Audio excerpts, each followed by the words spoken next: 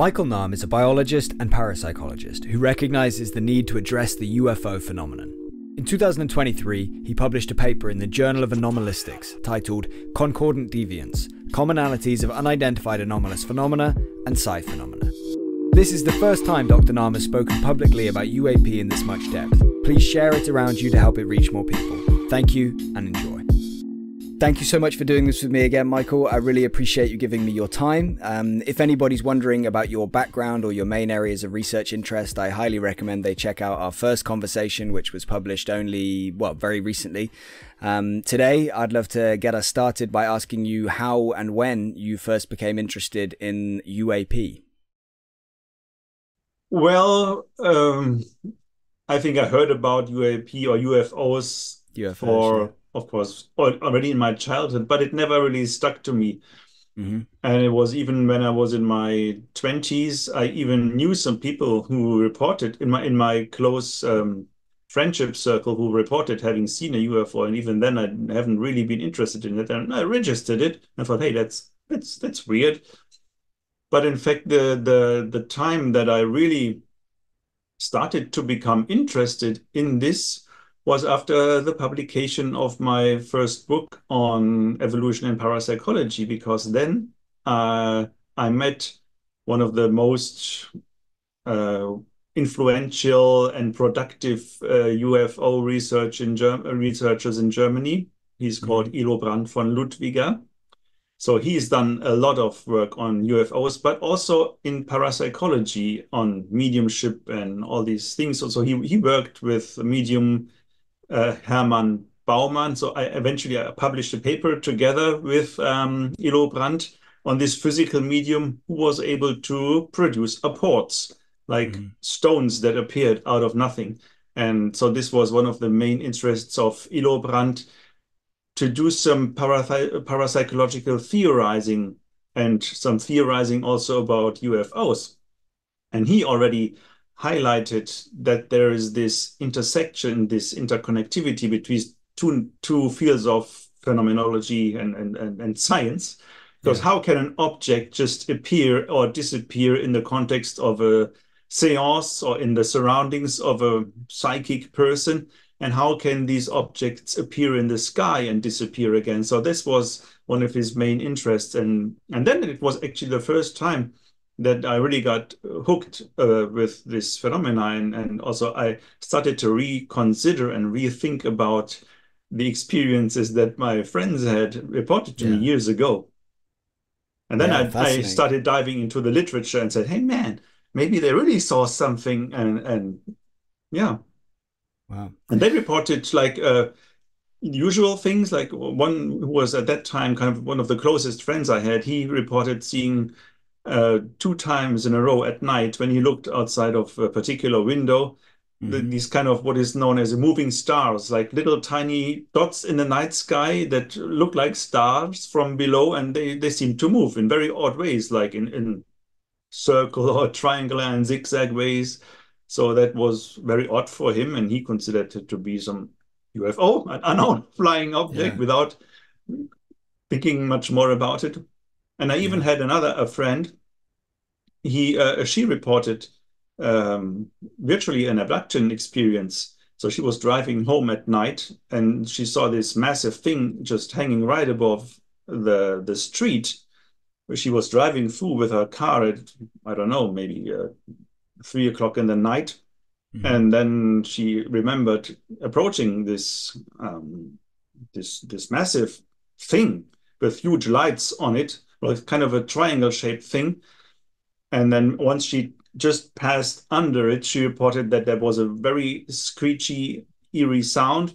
And the next thing she knows that she was driving very, very fast home towards her flat.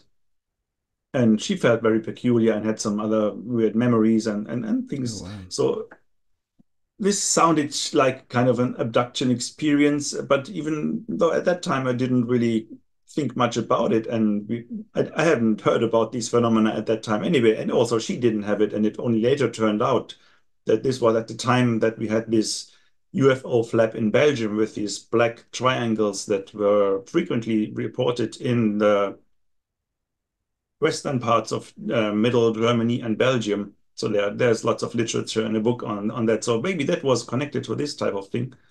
Yeah. And another friend reported that they also, when they drove home from a discotheque, they saw some weird flying object in the flying through the landscapes with weird Wow. blinking lights, and they even chased it. So they tried to follow it on the road, and so this all came back only then. And I started to really become interested in these phenomena.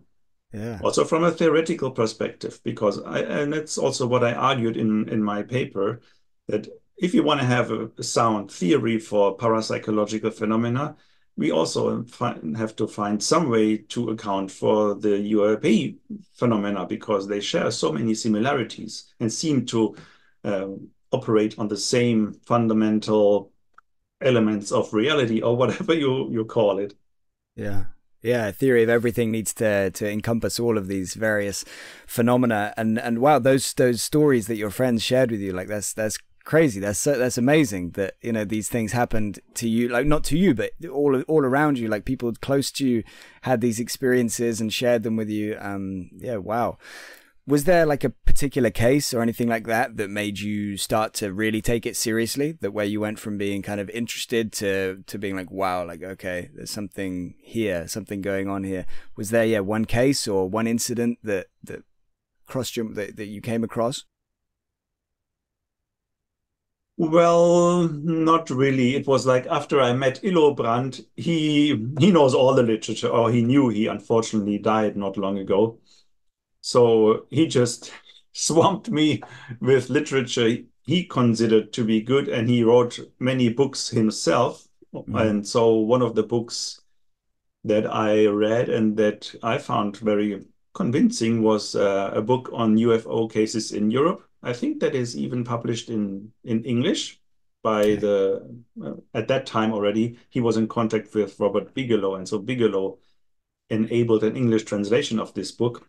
So it's one Okay. of the few English books that Ilo Brandt published. Most of them are only in German. And so, well, there was this Belgium UFO flare or flap.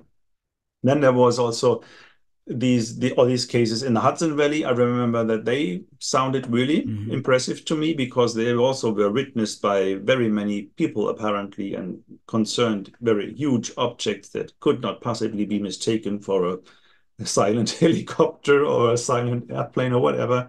Yeah. So, well, I just dig into that literature, and in combination with the stories I remembered from my friends, and knowing about parapsychological literature already and phenomena, I think, well, I had no reason not to take that seriously.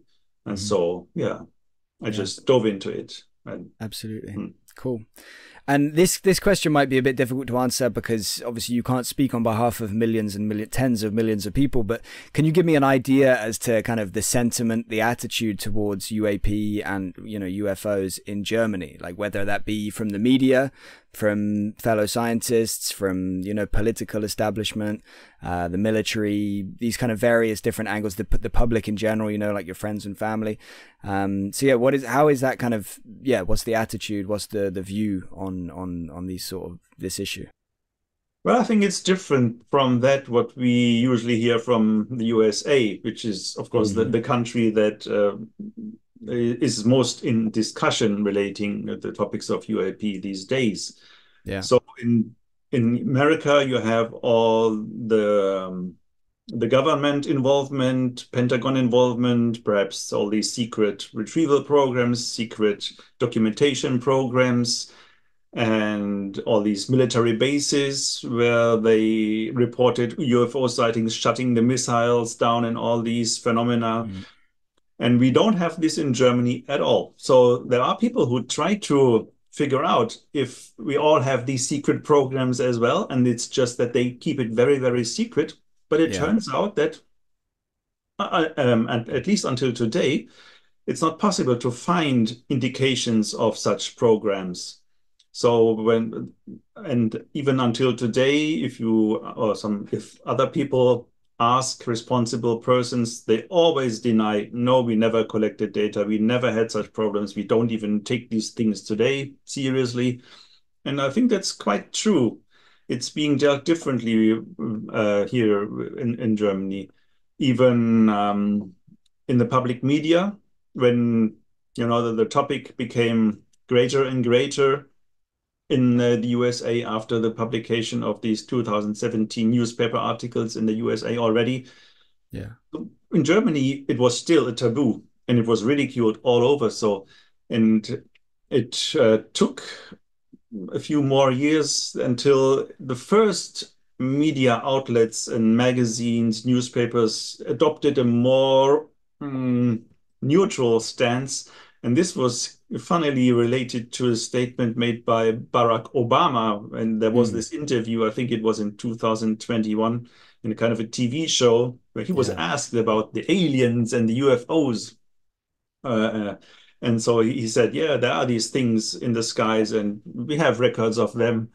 And yeah, it was, I think he was asked about the UFOs. And then in the second question, he was asked about the aliens. And they said, I can talk to you about the aliens or whatever, something like this. And for Yeah. some reason, hearing this from the mouth of a former American president, this kind of led to a small change, or actually a considerable change in some corners of the media landscape. And from then on, it kind of, with a certain delay, has become more um,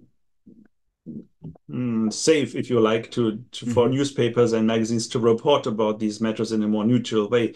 But still, even in the general population, if you like, or even in scientific settings, we are still very much behind in comparison to the USA, for example, maybe even to France, Hmm. where we have GAPAN and other organizations who have they are publishing reports and all have such outlets. We don't have anything like that in Germany.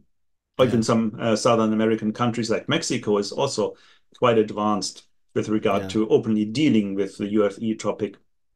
I even had also a conference on these matters in, I think, 2022. So I think, yeah, maybe it's um, generally valid for Western Europe that we are more behind and more Hmm. conservative, more reluctant, Yeah. or what are we, the people, the newspaper outlets and the scientists, than, for example, Northern and Southern American countries. Hmm. Yeah. And Germany is maybe even more behind. Yeah, fair enough. So I guess it doesn't come up a lot in the media in a general sense, and when it does, maybe it's still kind of accompanied with the the cringeworthy like X-Files music and that kind of thing, the sci-fi little segment in at the end of the news where they kind of all have a little giggle. Is that kind of the general vibe? Not really. They do report in a more neutral way, but in Okay, the end, good. you always have some statements saying, "But so far, all evidence is still lacking. So far, all this is speculation. David Right. Grush hasn't come up with everything, and nobody has come up with everything, and all the Yeah. evidence we have is not really convincing." So they comment on what's happening in the USA and then claim to have no opinion, but Yeah. in the end, they're not ready to deal with it in an objective manner.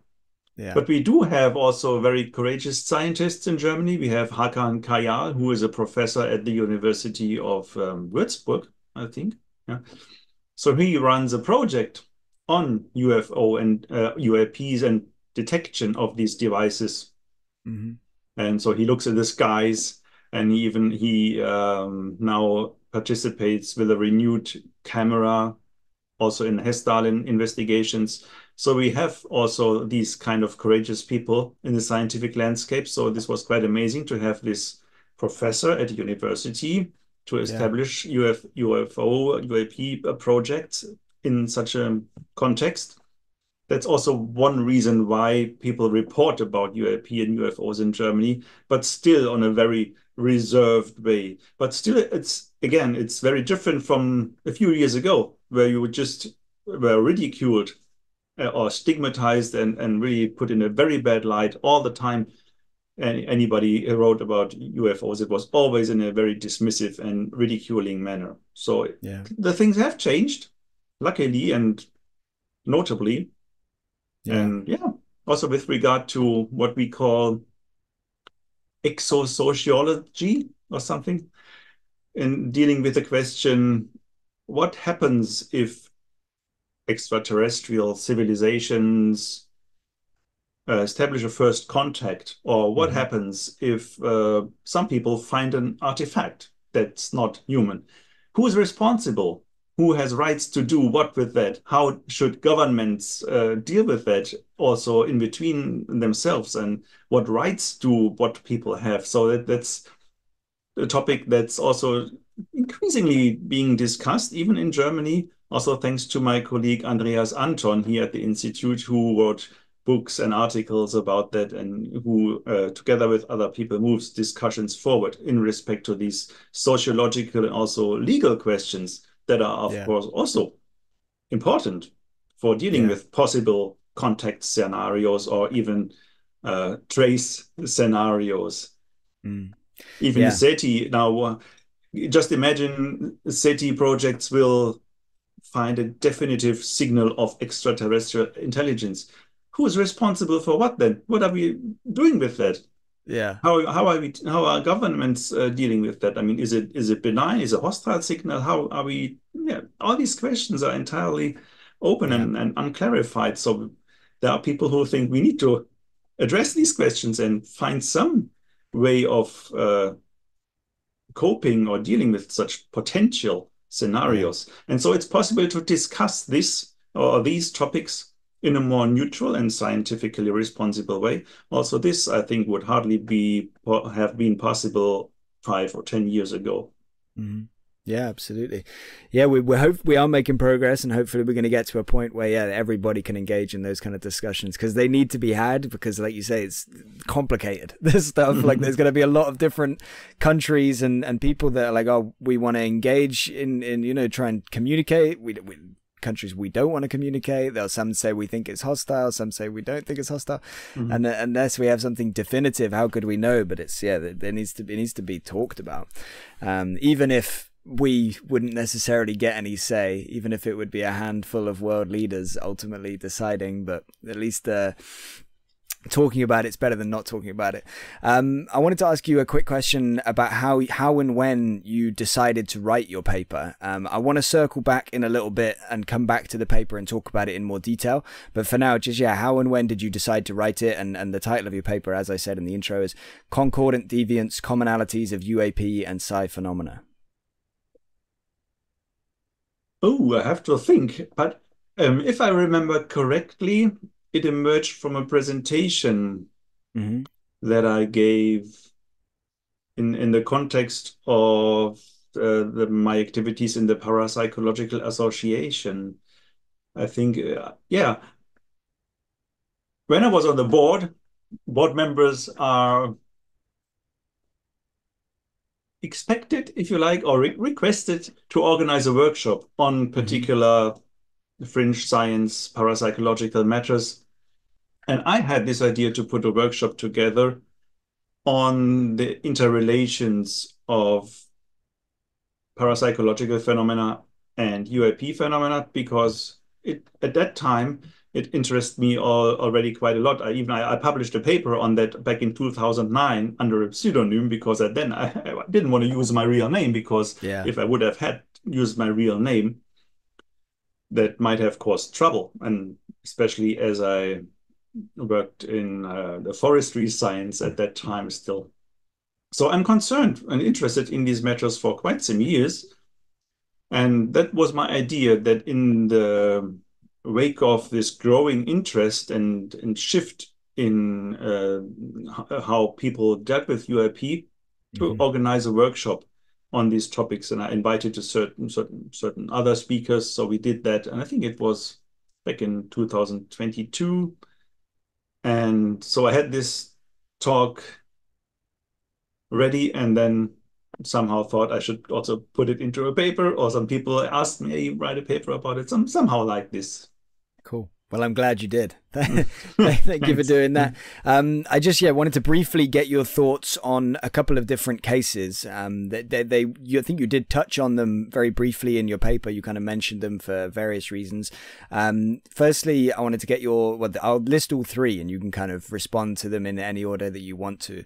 But it's going to be the Nimitz encounter from 2004, the Ariel School incident in 1994, and the Varginha incident in Brazil in 1996. Just any kind of your take really on these incidents, cases, what you think is, well, just what your thoughts are really. Let's go with that. Okay. Yeah, the Nimitz case is, of course, very famous, and I think it's rightly famous because it was documented by reliable personnel, military personnel with military devices of various kinds. There were many witnesses on the ships, even in planes, and many objects, different objects that were caught on different devices. And then also the pilots wanted to chase the object, and it seemed to evade and didn't want to be chased. And then it turned up at this point where all they were supposed to meet again, this cap point or whatever. So it seemed also to display some intelligent behavior. So that's one of the important cases in which even the military official, people who investigated and documented it, or said, we don't have an explanation, a conventional explanation for this. And there's this video, of course, that sparked all these discussions. So I think it was instrumental in bringing about these changes, along with other famous videos that were leaked at one point and which have now all been confirmed as being authentic. So yeah, that's a very influential case that showed both two things. These things are being documented, and there are also some physical things because they can be documented with these technical devices used in military contexts. And these things also behave intelligently.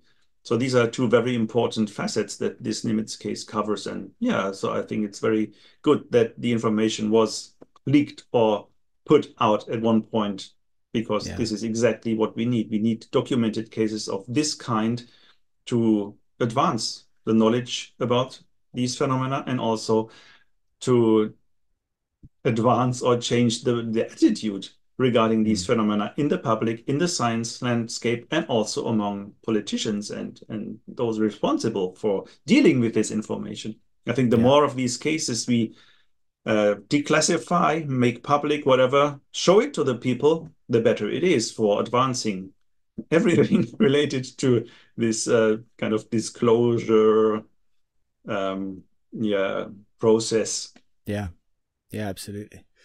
I agree. And then Ariel School, what are your thoughts on that? The craft that landed in Zimbabwe, or allegedly. Well, I think both the cases of Zimbabwe and the Ariel School, and also the Varginha case, are important because there are many witnesses.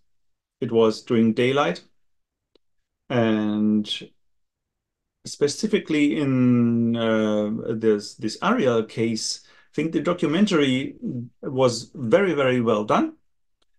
And if you see the children, how they report their experiences, and if you see all of these images, well, I know there are these critics that say they were asked leading questions and they were asked to draw kind of a UFO. Of course, that's what they draw then, and so. But I don't really have the impression that this is what's taking place. For me, looking at these children, I have the impression that they are being honest and they are not being misled by those investigators who ask them these questions, especially since there were so many of these children who basically reported very similar things. And of course, they reported an entity and that seemed to communicate telepathically, or maybe two entities, I don't know, who seemed to move in very odd ways and seemed to move not like human beings move.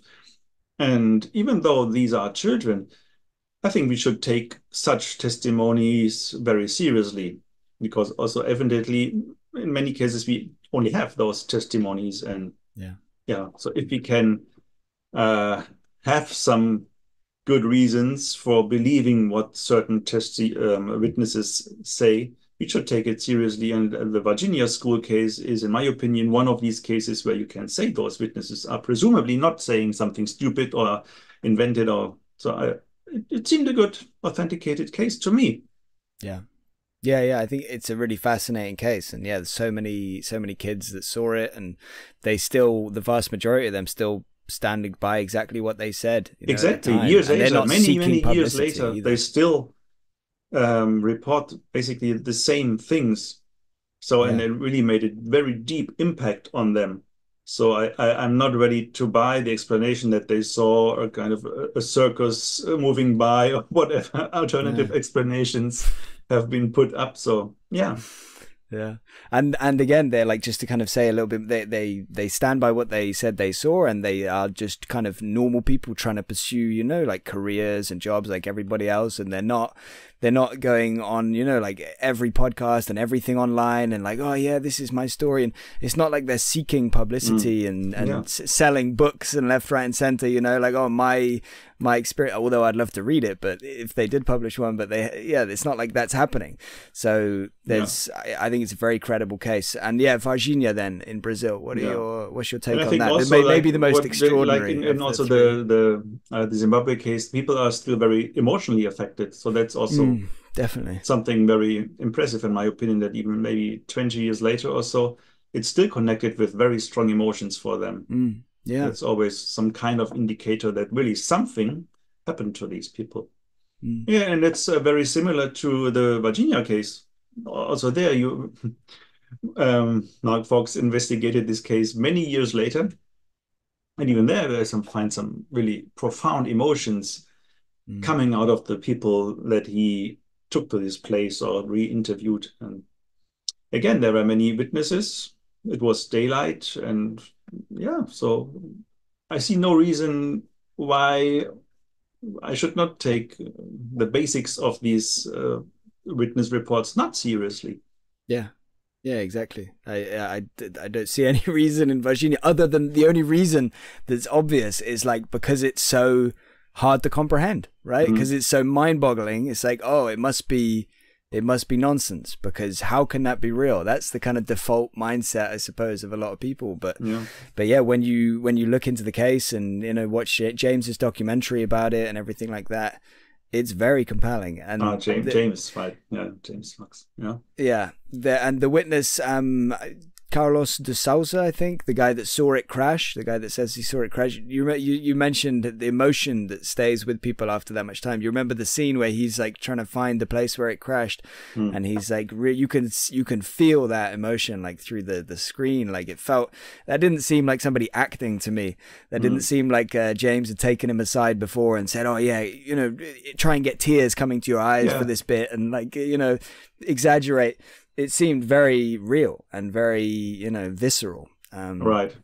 But yeah, fascinating case. Yeah. And I mean, it's just these cases are not very much known outside of those who are concerned with these cases. Yeah. But if you really dig into the literature, you find they are not even that strange, because these types of things are being reported all over again since decades in all parts of the world. Yeah. So if you really try to obtain an encompassing picture, you notice they are not that strange as they may seem if you only know about these 2 or 3 cases. But just if you read the books of Jacques Vallée or other authors who really compiled huge amounts of witness sightings, close encounters, they're all equally strange. So at the bottom, they are not that unusual at all. Yeah. In fact, it would be unusual if they weren't strange. Like they kind of need to have those bizarre elements that make us like, what's happening there? And so many people came forward about the Virginia incident, so many witnesses and everything like that. Imagine how hard it would have been to get these people to make up these stories and to go, you'd have to find so many different people that were all, had these connections to the area and to the incident, and doctors and everything, like military people. And it's, very compelling. What about David Grush and his testimony under oath? What are your thoughts on him and his claims?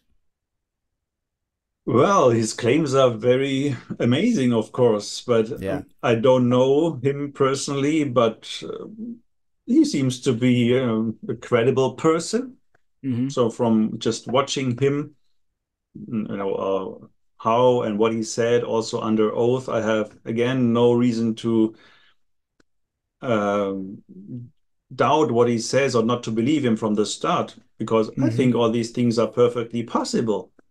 And Yeah. he's, of course, also not the first person who reports these claims. He just does it in a specific, a new way and with a new, profound authority behind. Yeah. So I'm amazed by his claims, and I'm really curious about how this is going to be developing. So I think, and up to this point, I think it's somehow unfortunate that none of the first-hand testimonies that he's apparently spoken to have come out, because this is what we need. So Yeah.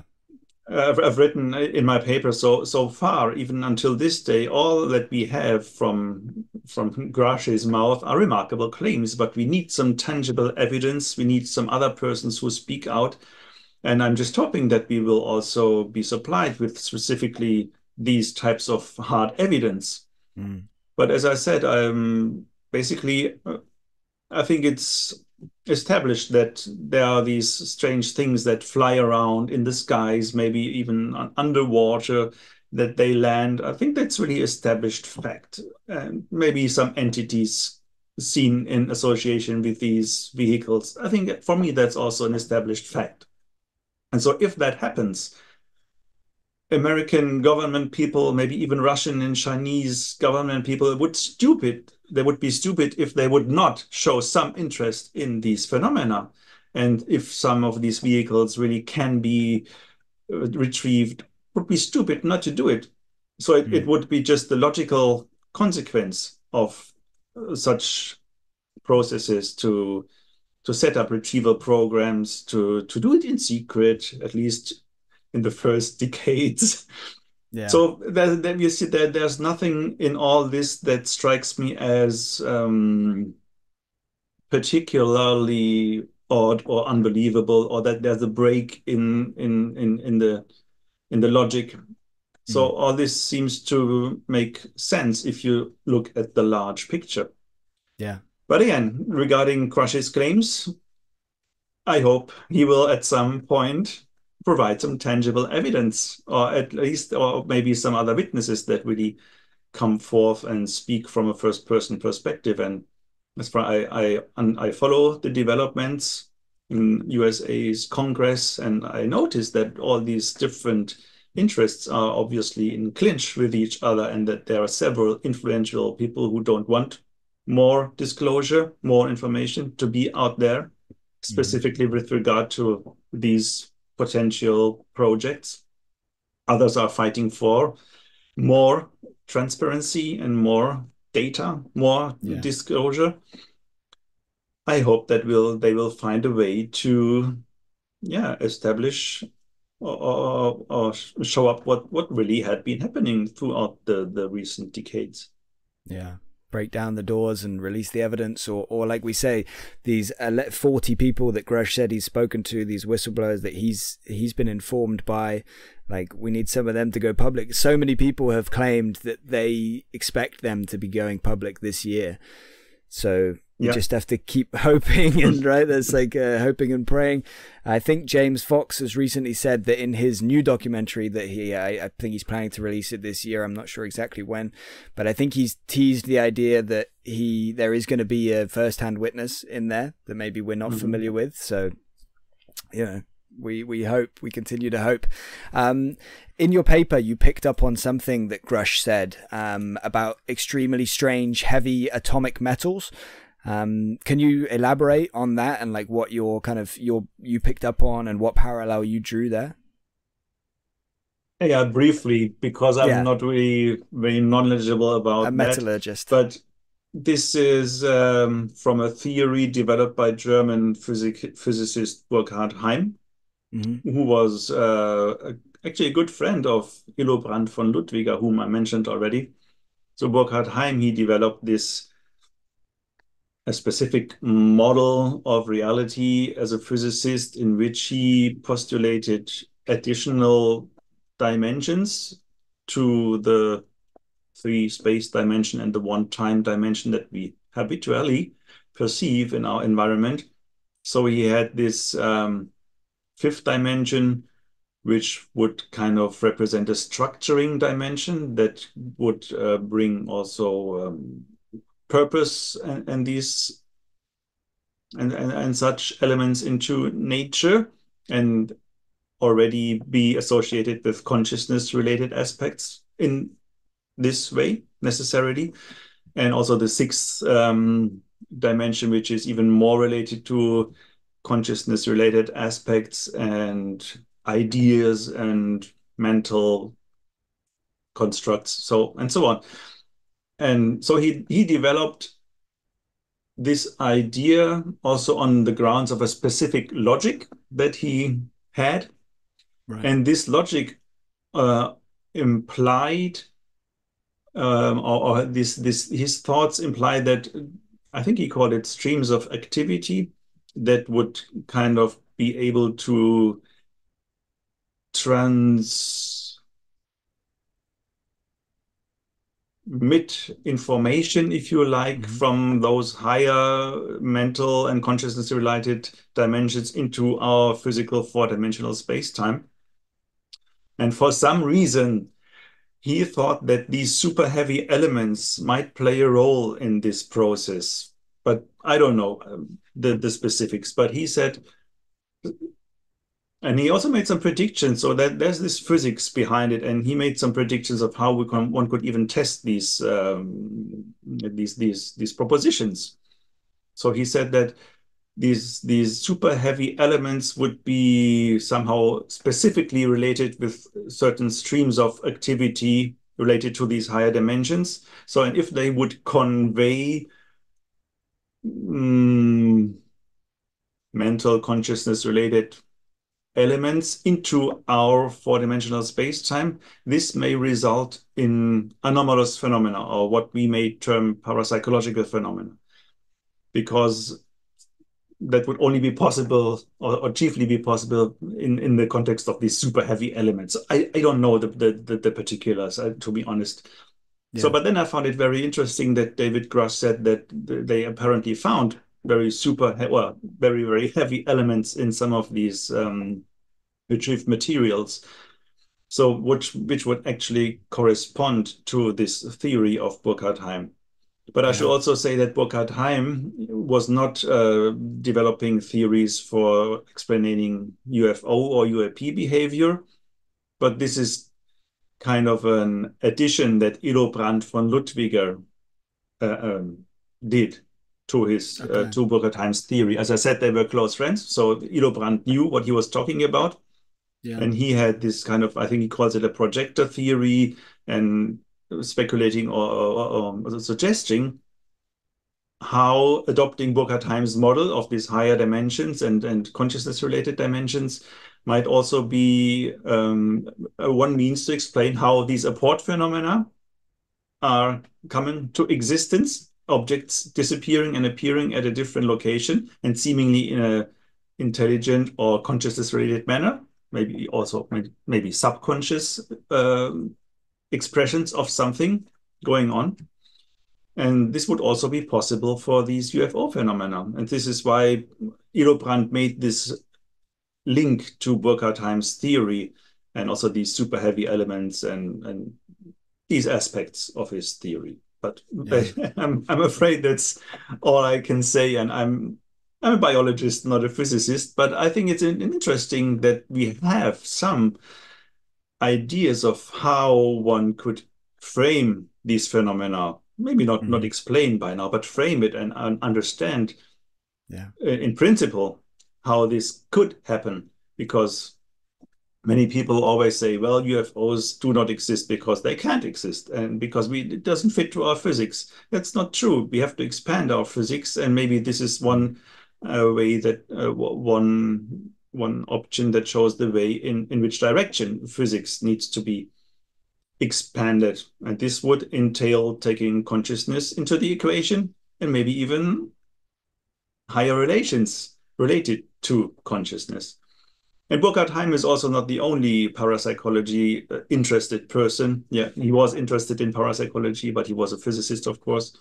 There are many other parapsychological theories that entail higher dimensions, and they go back to more than a century. And even today, we have prominent proponents of such hyperspatial, hyperdimensional models, such as Bernard Carr.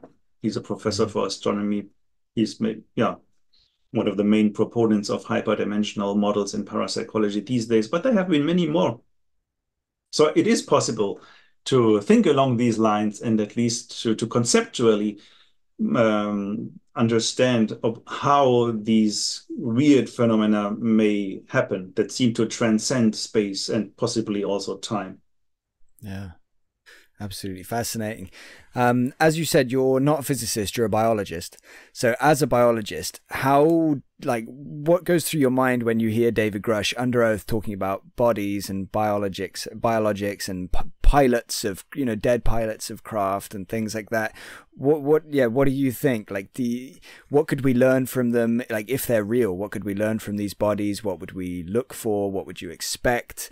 How similar would the DNA be, or could the DNA be to our own? Just tell me everything that would race through your mind when you actually take that idea seriously, when you're hearing him talk and you're like, imagine if that is the case and they have these bodies. Yeah, it's I can only speculate and imagine this and that, because we don't know enough to really form some firm conclusions. But if you look at the literature on this whole phenomenon that has been amassed since decades, you find a stunning amount of different beings associated with these UAPs and UFOs, from kind of robot-like things and intermediate type of beings in all kinds of suits and attached to all kinds of devices. And then you also find reports of seemingly biological entities. So what can we say about them from today's perspective? Well, maybe even those different entities, those different types of UAPs, maybe they have very, very different origins. So maybe also the intelligences behind them may have very, very different origins. Maybe they're extraterrestrials. Maybe they are just interdimensional beings that have no real physical existence at all, but merely manifestate in this way when they appear to us in our four-dimensional space-time continuum, whatever. So there can be very many different forms. So just if we assume that maybe some extraterrestrial beings have developed the ability to tunnel space-time and can really appear on another planet and walk around physically, I would, from a biological perspective, expect that they have 2 legs, 2 arms, and a head on top of that, in case they live remotely similar than we do, because it's just very meaningful from an evolutionary perspective.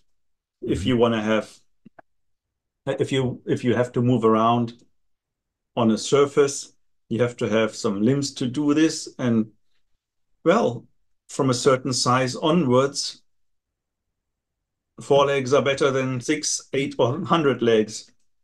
And if you want to do something intelligent and create devices, maybe technical devices, you also have to have some free limbs. So this is what happens to us humans in the course of evolution. From the 4 legs, we somehow managed to walk on 2 legs and have the other limbs free for doing this and that. And we also need to be safe when we breathe and when we eat. So it makes sense to have the mouth not immediately above the surface, for example, or if we even have the eyes, we have to see well, and it wouldn't make sense to have the eyes around our feet, for example. So it makes sense that the head is kind of at a kind of a safe position with a good overview, that we can move on as few limbs in a stable manner as good as possible, and also have some other tentacles to do this and that. So this humanoid shape to me makes a lot of sense for organisms that walk through atmospheres on a stable surface. So I'm not surprised that very many reports of humanoid entities are around, of different sizes, different colors, whatever. But the basic shape of hominid or humanoid entities seems to be very widespread, and this doesn't surprise me from a biological perspective, from a morphological perspective. Yeah. But anything else? I mean, how do they eat? Do they eat at all? They have some reports. If you know the classical gray aliens, they are said to have very tiny mouths and very tiny nostrils and no ears and all these things. So, do they eat at all? We don't know Yeah. anything about them. Maybe they take up nutrients through their skin, whatever. Maybe they don't need real nutrients at all. Maybe they're just also projections or a hybrid individuals of whatever type. What's the word? Androids or mixtures of organisms with robots.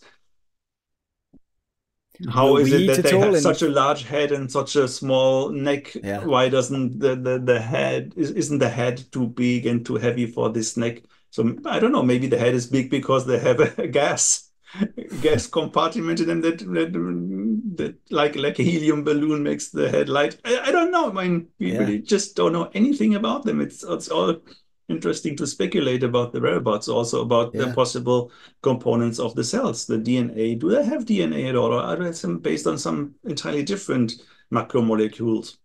I don't know. Yeah. In 1,000 years, maybe we won't need to eat food. Maybe we'll everybody will start their day with a tiny little pill or a little sachet mixed in water, and that's it. Maybe we're good to go. No more lunch breaks. The business will be happy. But yeah, I mean, seriously, we don't, like you said, we don't know, and it's fascinating to speculate about like how and why. But I appreciate that you're really open-minded to it. If you got a phone call and said, Michael, come and help us figure out some stuff about these bodies, what would be like the first things you'd want to do with these bodies? What would you first investigate or try and figure out? Well, everything. I would look at the anatomy. How is it that they are stable? What kind of inner structures will they have? Is there something comparable to bones?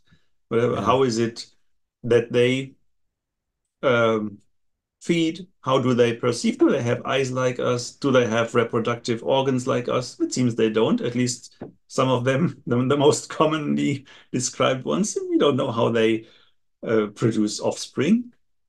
All these things. What is their skin like?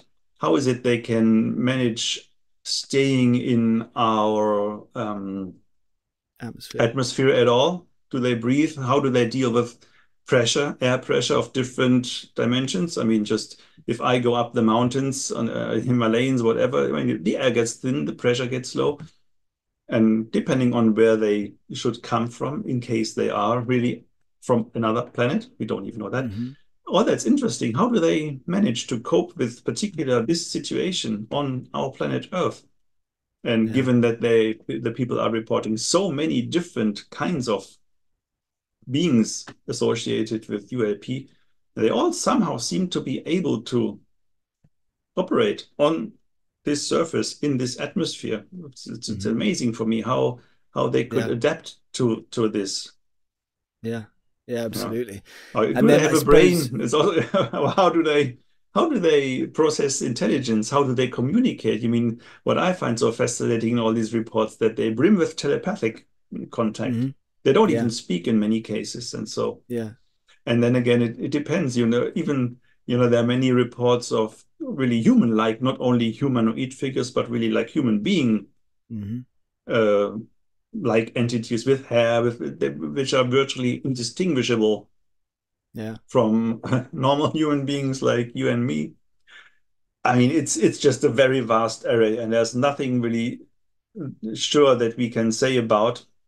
But I would definitely be very interested and intrigued to study such corpses if at one point that would be possible. Yeah, you wouldn't hesitate to accept the invitation then to go and No, and not at all. do some work. Okay, good.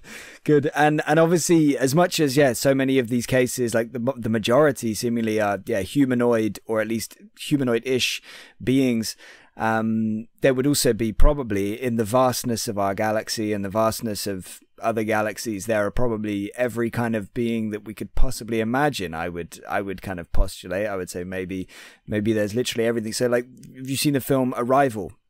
Yeah, I'm sure you have. Yeah, that's like fascinating. I mean, I suppose there's quite possibly beings along those lines out there as well, right? These kind of, like, I don't even know how we describe them. I can't remember what they talk about in the film, but like with their language and the way they look, and but again, it would make sense from our kind of logic, from the like if I anthropomorphize it a little bit and use my own human brain to create some logic, I would say it makes sense that the ones that are more similar to us would be more interested in us, right? Like, maybe there's some thought process there. What do you think?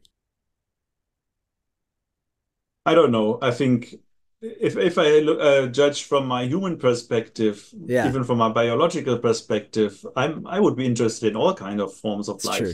It's So very true. be it a beetle, a butterfly, a monkey, a bird, or plants, fungi, it's Yeah, all interesting. I think from a human scientific perspective, this just extrapolates to the universe as well. So whatever forms yeah, of life might be out there, they're all yeah, interesting. yeah, But maybe it depends on a certain agenda that they may have. So maybe they want to learn something specific from a specific yeah. species. And then, of course, that would change perspectives. Mm. I would love to be able to, be in contact with a species that's traveled across the galaxy and have the same kind of, cameras, like they can record stuff and do that. And I'd love to see nature documentaries of all the various planets with any kind of life. Like, can you imagine how cool that would be? That would just be the most incredible thing Oh ever. yeah, that's why I love Star Trek and the Star Trek universe. All right, I've never actually watched Star Trek. Maybe I should. Maybe that should be the next one on my list. I've got a couple of quotes here from your paper that I wanted to read these and then ask you a follow-up question to them. So, quote number 1. The enormity of the realization that there is an unknown intelligence on our planet that operates in manners incomprehensible for contemporary human science. I'm taking them out of context, so that's the quote, but there is more before and after it in your paper. There is no consensus regarding what kind of intelligence is responsible for creating and operating UAP. All we know is that this intelligence is capable of creating phenomena that we cannot explain with currently available knowledge. So I guess kind of my follow-up is, do you believe, or do you think that the evidence suggests that there is an unknown non-human intelligence interacting with us, interacting with our planet here? In my opinion, yes, because as I said already, many of these UAP behave in seemingly intelligent ways. So there has to be an intelligence.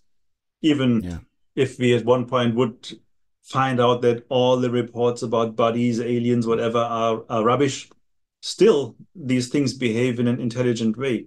So there's certainly some kind of intelligence, whether it is biological or whether it is kind of interdimensional, something just materializing or manifestation from an information governed realm or whatever, higher dimensional something.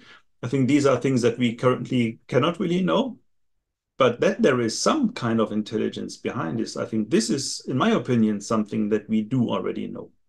Yeah, yeah.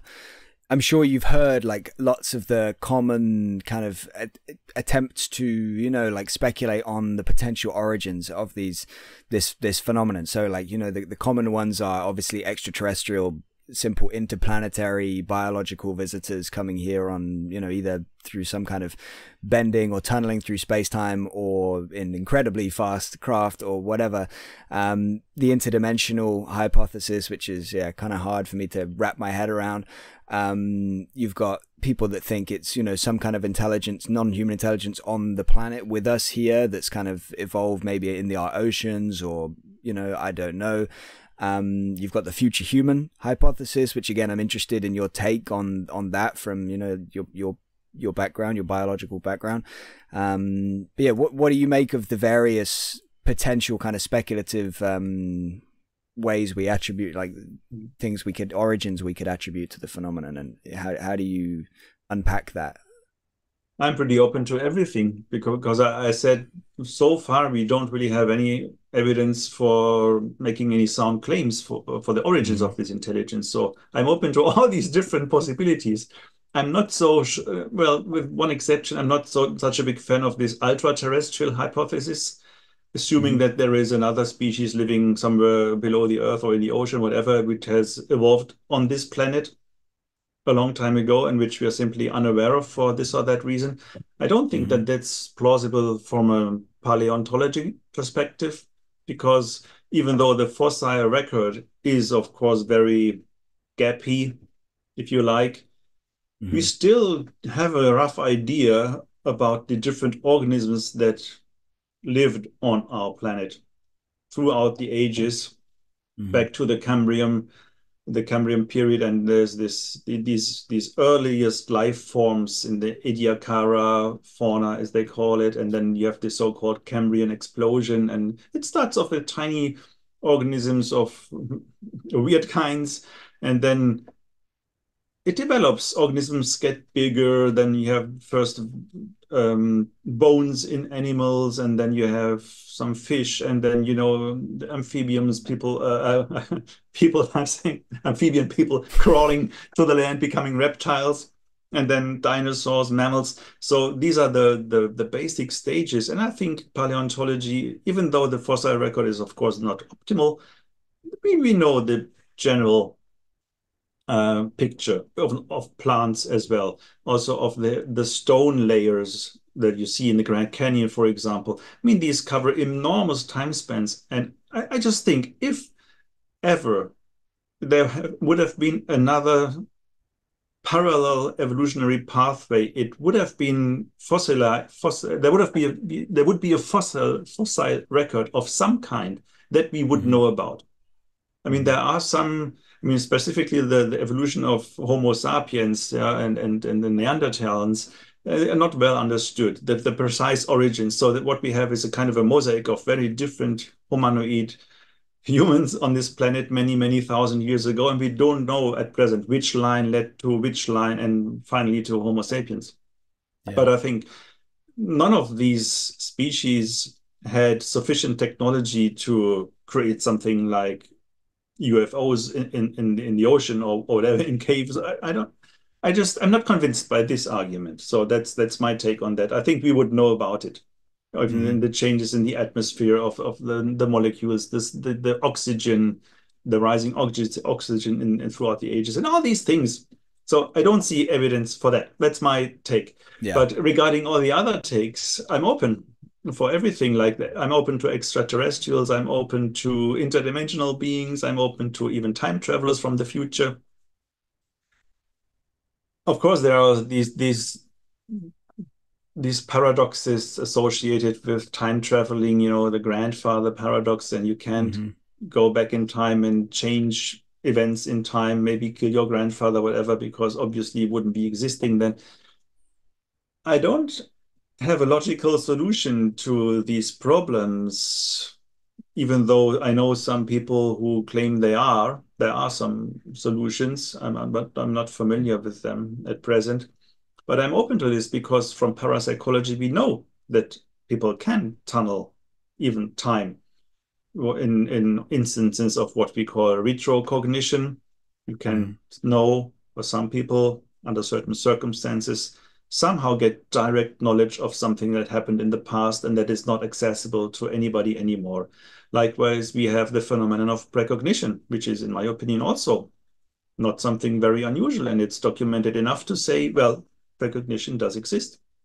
Yeah. So we can, for some reason, sometimes get some glimpse of future events, cognize them. So our consciousness is able to travel backwards and forwards in time anyway. That's, in my opinion, something that parapsychology has established. And if you then also consider that consciousness may be intimately related to also processes of life, and maybe also to physical processes, and if you maybe even entertain these higher dimensional models in which these higher dimensions are consciousness related anyway. So I'm also open to the question that also physical objects, be they UFOs, be they entities, can travel backwards and forwards in time. Although I am aware of the resulting paradoxa in these things. But I mean, for me, one thing is obvious, that human beings or the human mind is very limited. So I like to compare myself to a rainworm, or what do you call it in English? Those worms living in the earth, earthworm. Just earthworm, yeah, Earthworm, yeah. In Germany, it's rainworm because they come up They love the to rain. the surface when it's raining a lot. Yeah. So, but it's an earthworm. I mean, has no eyes, has no nothing, just moves around in its environment, eats, and does the opposite of eating.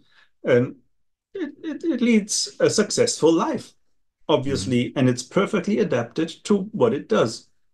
And Yeah. if we would take one of these earthworms and also, hey, look here, this is how light looks like. This is the sun, these are the stars, and this is my computer screen. And I now explain to you how my computer works. It must be impossible by any means.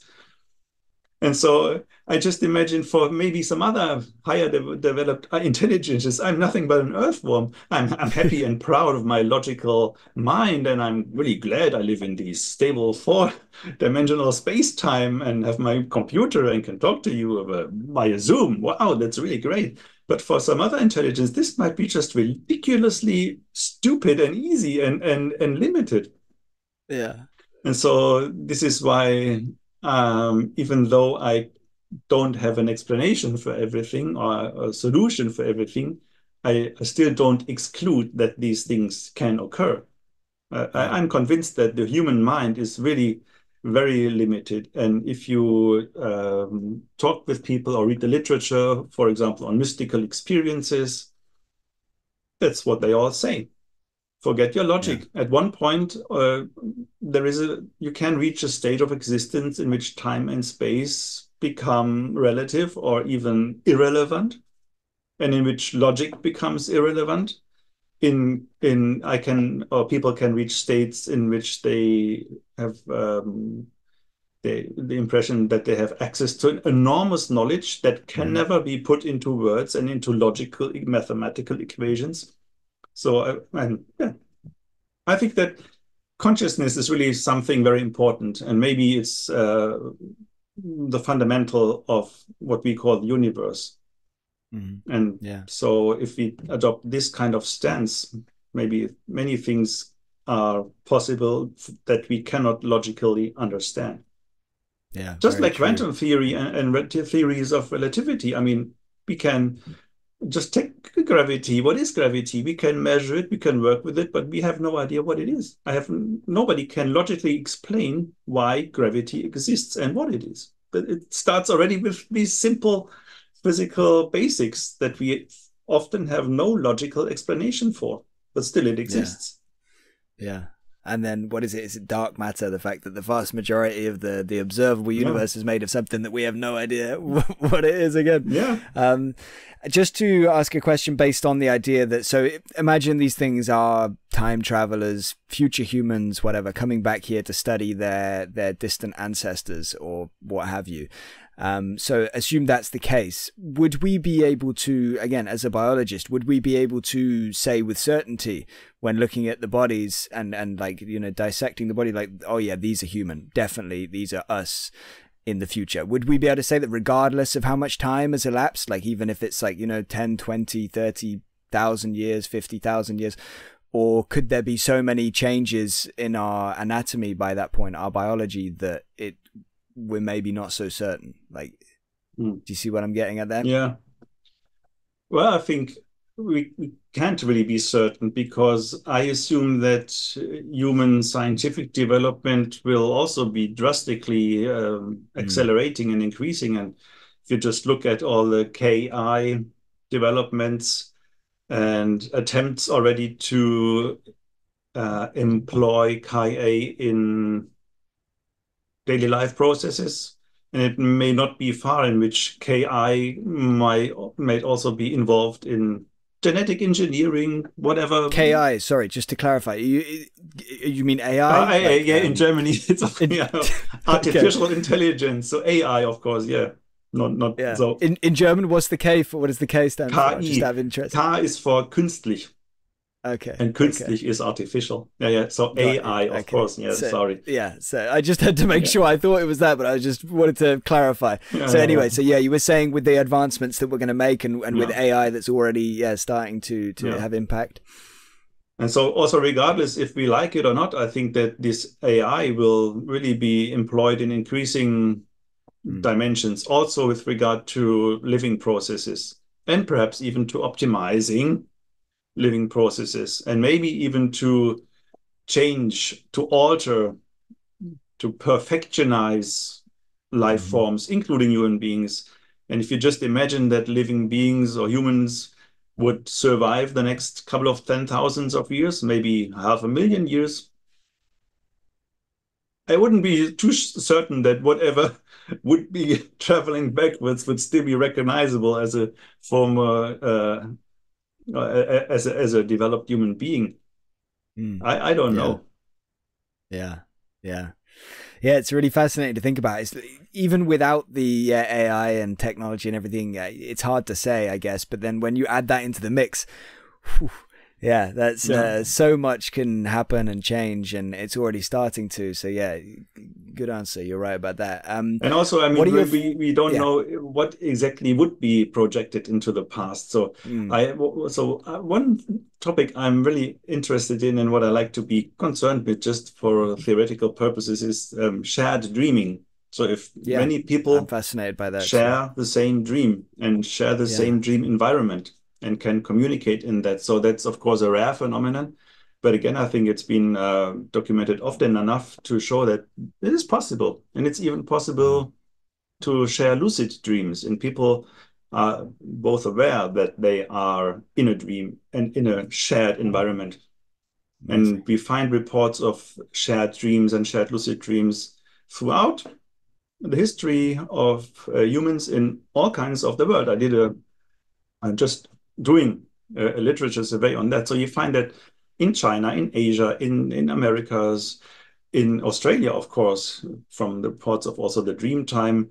And we find reports from Sufism, where practitioners seem to create a certain world consciously, which they could visit and repeatedly visit, and also maybe Wow. visit together with other people. So they're virtually creating their own environment and they can share Yeah. it. We find similar reports in Tibetan Buddhism, even in certain meditative practices, even in different schools of Tibetan Buddhism. They have different environments and different books of the dead. For example, what we currently know as the Tibetan Book of the Dead, it's only one of many different Tibetan books of the dead. That's basically one of the only two that survived.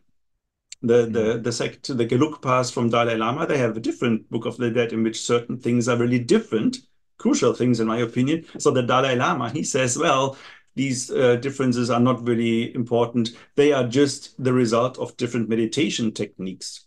So just Mm-hmm. if you think of that according to some traditions, you can really create a space to live in just by shaping your consciousness in respective ways and even share such an environment with other people. So what does that mean about for causation for our daily life in these earthly environments? Isn't it just also kind of a shared dream? And how can Yeah. we perhaps project ourselves in and out of these dreams, or maybe in the past? And if maybe some beings in the far distant future would have perfectionized kind of this this shared dreaming or dislocation of consciousness into other dreams or whatever. This is an amazing area of consciousness studies, if you like. Yeah. That, Definitely. yeah. So Fascinating yeah. and thought So provoking. whatever Like, entity would come back to us might not necessarily be of the same biological compounds. yeah. So, Yeah. yeah. Wow. Next time we talk, we're going to have to touch on those shared dreams. Like that's really, really, really fascinating stuff. What are your thoughts on the abduction phenomenon, as it's, I guess, widely referred to? I guess I'm looking. Do you think it's a real phenomenon? Do you think it's a physical phenomenon? And yeah, what are your thoughts in general? Again, I can of course only speculate. Mm-hmm. Well, I Yeah. am sure that there's something going on, but I don't really know what's going on. Mm-hmm. Yeah. Yeah, Yeah. and Something you know, to. there's also this issue of screen memories in the Mm-hmm. UFO literature and community. Like people remember something, and then under hypnosis or whatever, these memories turn out to be false memories. Then they see something that really happened. Then you can take that screen again away, and they say, "Oh, this is what really happened." So Mm-hmm. I don't know if these are real events, real memories of physical events, but there are indications that there is something physical Mm. to it. So I'm open to that.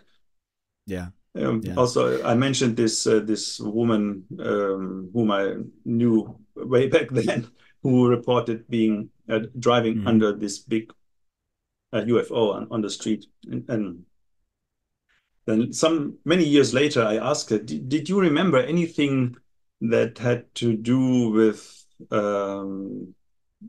whatever miscarriage, or did you ever had gynecological problems around that time?" And so she said no. And then a couple of months later, she wrote me, "Hey, now I remember. Yeah, there was something like that." And she had a miscarriage at that time, and actually also had to be driven to hospital to stop the bleeding. Really. And she yeah, reported then also having some very vague memories of lying somewhere on a bed, being surrounded by these typical grays. Wow. So I'm sure she didn't invent this and or lie to me or make herself bigger for whatever reason to impress me. So, Mm-hmm. and yeah, I'm open to the possibility that there is something going on, but I don't really know what it is, because if you assume that these are really highly developed biological beings who need to do these things, whatever they do for biological reproduction purposes, I'm not sure if these um, these Procedures. procedures are really necessary at all. Like many Yeah. people argued already, if they are that advanced, why do they why do they bother with eggs and sperms and all these Mm-hmm. primitive biological Yeah. elements? So, but and I think that argument is valid, but I don't know what they want or what they would possibly be intending with this. So maybe, Yeah. well, one thought I had is maybe they're not interested in the DNA. So because the argument runs, well, if you want to reproduce some whatever being, you don't have to take the sperm and the egg to get DNA. You can just take any kind of skin cell because the full DNA is also there. But so I thought maybe they're not interested in the DNA of the sperm and the egg, but maybe also in the shell of the sperm and the egg shell. Maybe they Mm-hmm. are interested in these things, because if you have the DNA, that's fine, but you also have to spark the development of whatever DNA you have. So maybe they are not even interested in the DNA, but they need the shells for whatever purpose. I mean, that's how they Yeah. they cloned the sheep Dolly. So Right. they're cloning at that point was just you have to have an egg, remove the DNA that's in the egg, and put some other DNA into that egg, like the DNA of Dolly's mother, and then you have a cloned sheep. But it doesn't work without an egg. So maybe the egg is the actual thing and not the DNA. Yeah. But who knows? Yeah. I don't have an opinion again, but I'm open to everything. And Yeah. what I Absolutely. am concerned is very important, that we have to talk to these people and investigate these people and take them serious. So this is what I'm perfectly convinced that we should do. If we Yeah. want to know what really happens in these abduction scenarios, we just have to uh, take these people serious and talk with them and research their stories. Mm. Yeah. And also, Yeah. Not ridicule them. Yeah. Sorry. uh, yeah. And this goes for many other of the close encounters of the third and fourth kind. Mm. if you want to really understand what these UAP are and what these intelligences are, I'm firmly convinced we cannot leave them out of the equation. No, absolutely not. Yeah, you're right. We need to investigate all available avenues. And in terms of, the abductions, I guess on a basic level, it seems to me, again, kind of logical from a basic level, right? Of like unknown intelligence finds new planet. They see that it's full of life. They would want to, try and study these various life forms and find out more about them, or as much about them as possible. It's what we would do, right? If we found another planet with millions of species or whatever, we'd be like, whoa, let's start trying to, just abduct some birds, some squirrels, and the people as well, of course, and try and find out as much about them as we can. But then on the other side, like you said, if they're super, super advanced, if whatever's here is super, super advanced, then why would it need to go through that kind of measure, the same kind of thing that we would do at this stage? I don't know, but like you say, it needs to be investigated. Another quote from your paper. Yeah, let me just hook in that. Well, one theory is, of course, that whatever intelligences they are, they want to take over this planet and produce these hybrids and hybrids and so on, and produce beings that are increasingly similar to human beings and that infiltrate our society and take us over one point. So that's also one discussed option, and I don't know if that's true or not, but we even should be open to this scenario as well. I think it's one of the most important things, actually. So if we want to understand why they are here, what they are doing, we need to take these close encounters into we have to put them into the focus. That's at least my opinion. Yeah, definitely. And if it was something like that, like if they were here for something along the lines of, trying to, populate and then take over at some point, maybe it was even from a kind of peaceful point of view. Maybe it's like, we know that these humans are on a path to just destroying themselves and their planet, and we'd like to kind of have something of them to survive after they've killed themselves. Maybe everything is possible at this stage. Yeah, nothing's ruled out. Exactly. Okay, so here's the quote from your paper. There are these even weirder aspects of UAP, aspects that directly bridge from parapsychology and the research topics studied in this field since about 200 years. So, what are these commonalities that you list? I've got a list here, but in case you wanted to go through them, what are these commonalities that you found between parapsychology and UAP phenomena, UFO phenomena? Yeah, not necessarily that I found, because I'm, of course, not the first author who remarked on these or who wrote about these commonalities. I'm only one on a long list who have unfortunately been largely ignored.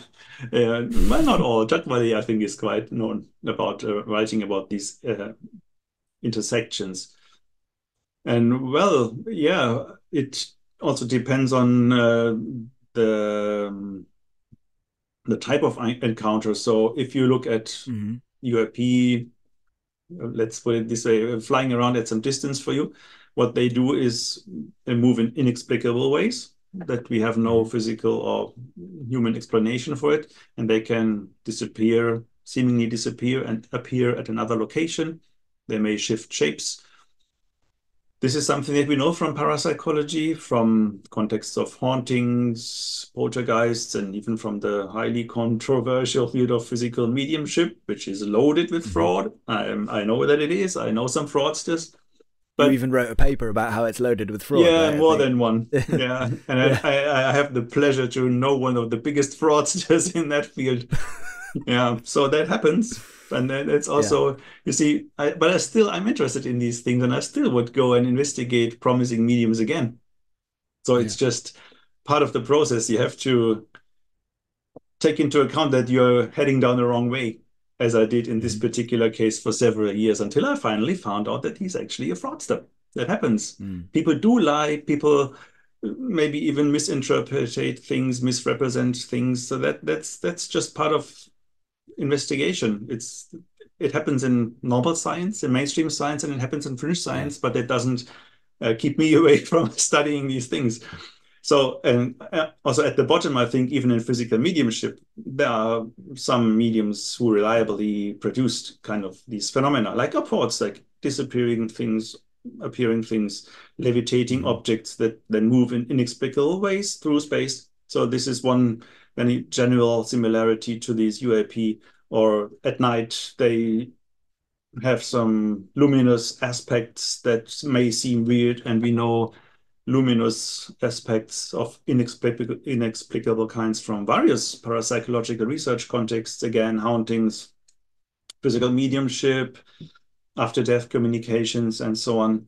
So these are kind of the distant similarities, but if you get closer to encounters of the third and fourth kind, and entities also come into play, you have the full spectrum virtually of parapsychological phenomena, like I mentioned already, telepathic contact is very, very Mm-hmm. prominent in the UFO literature.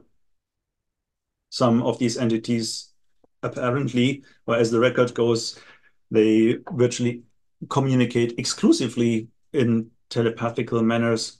And we find that telepathy is one of the most basic parapsychological phenomena that Mm-hmm. exists, and that is also frequently reported among people who are, especially if they are close to each other, but also in other contexts and states of altered consciousness, like near-death experiences, after-death communications, Mm-hmm. and so on. Also there, the experiences typically report having communicated telepathically with whatever consciousness they encounter.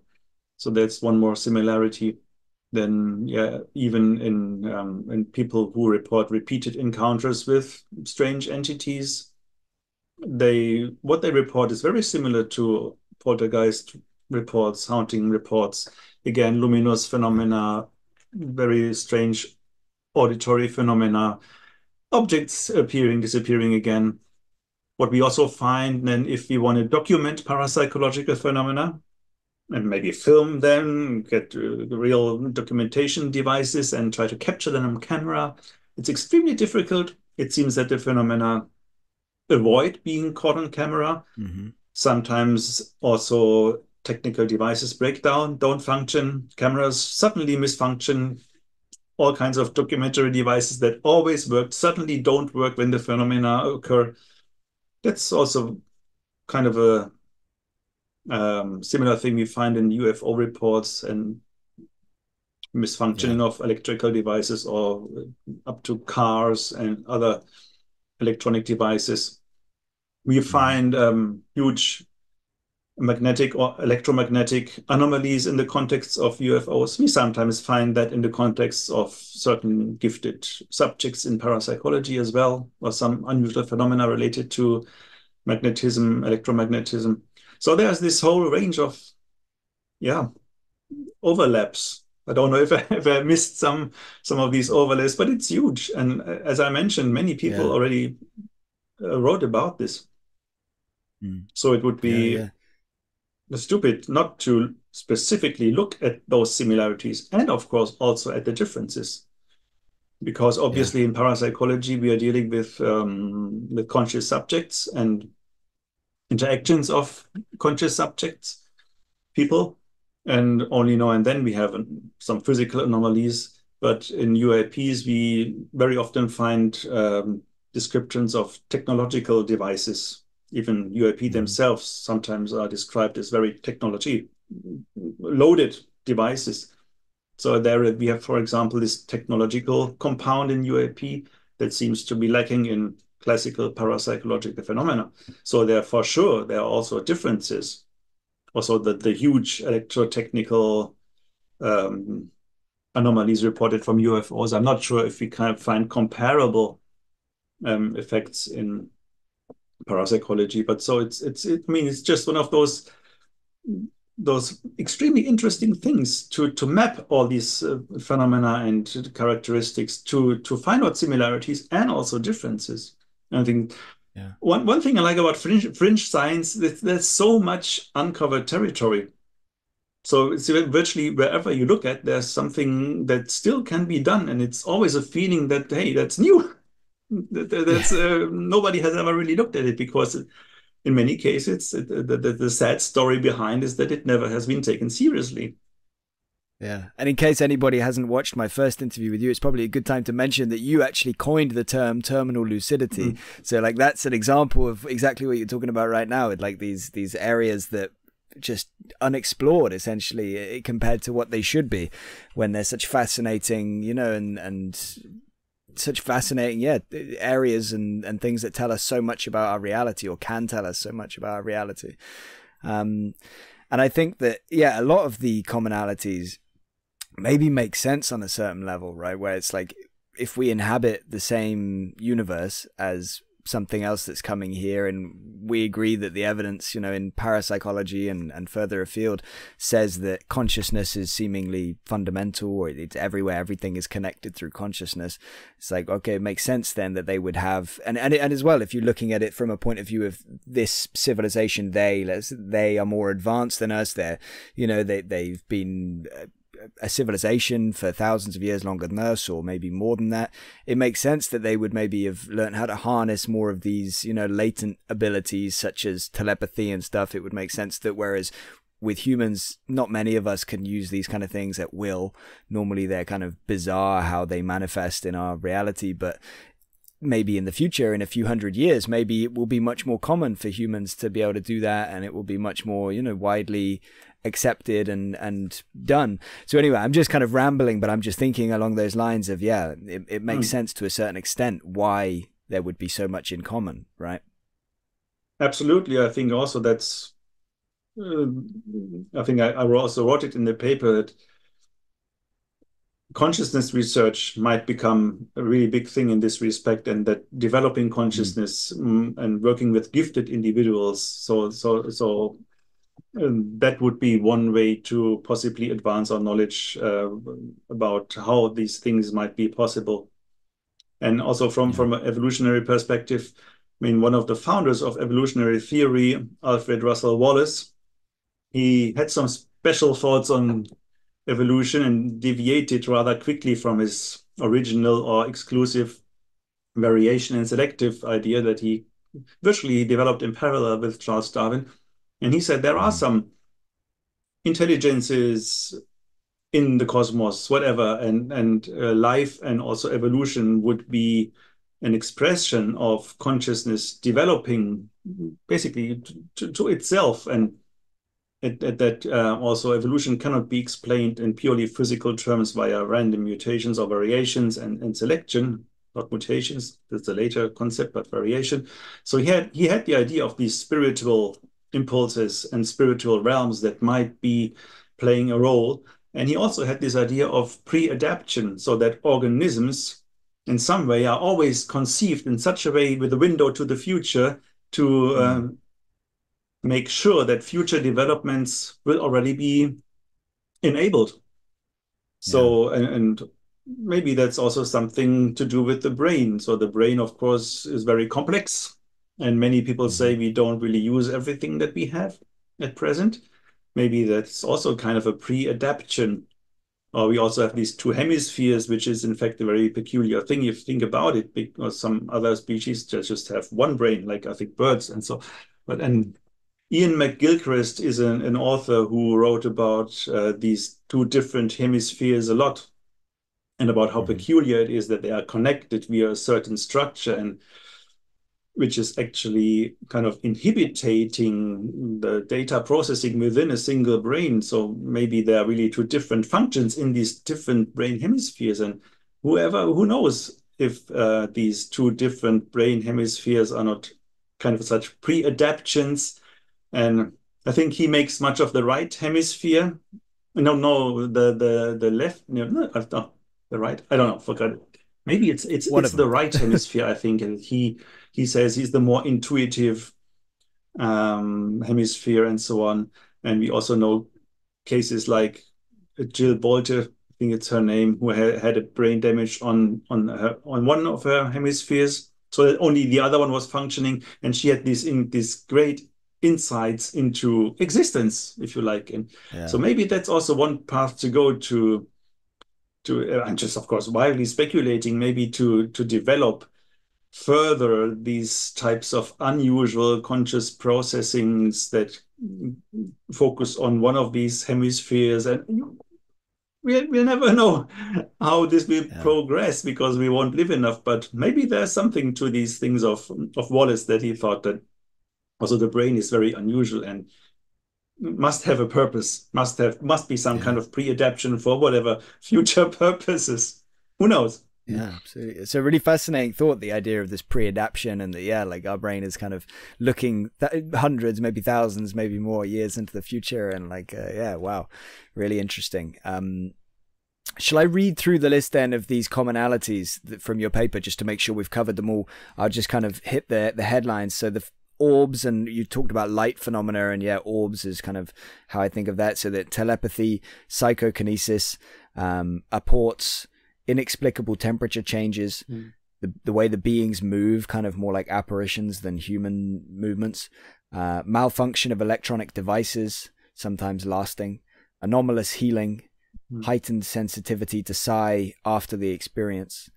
And you also mentioned, I think this was mentioned in your paper, where there's like accounts of people who claim to see deceased relatives like during an abduction experience. What do you make of that?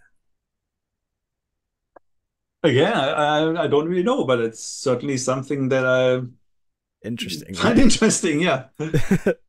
Yeah. So, Yeah. all these after death encounters are, of course, also very difficult to interpret because you never know if they are really the deceased ones that manifest or if it's more something that manifests from the subconscious, or maybe that's something in between even, or Yeah. so I don't know. But what I think that it does tell us that these realms in which these things manifest share the same foundations. So that in itself is very important, in my opinion.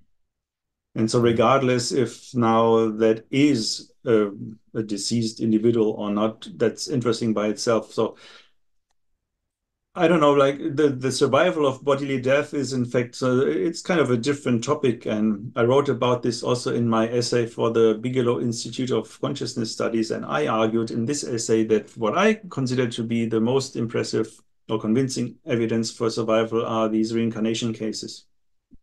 Because there Yeah. you have these little children. So ideally, as soon as they start talking, they talk about the previous life. And so this is very something down to earth, if you like. So they talk about these experiences, but they are biological beings like you and me, and we can investigate them. Many different people can investigate them and question them and establish the veracity of what they say. So this is for me kind of the most objective way to approach the question of survival after death.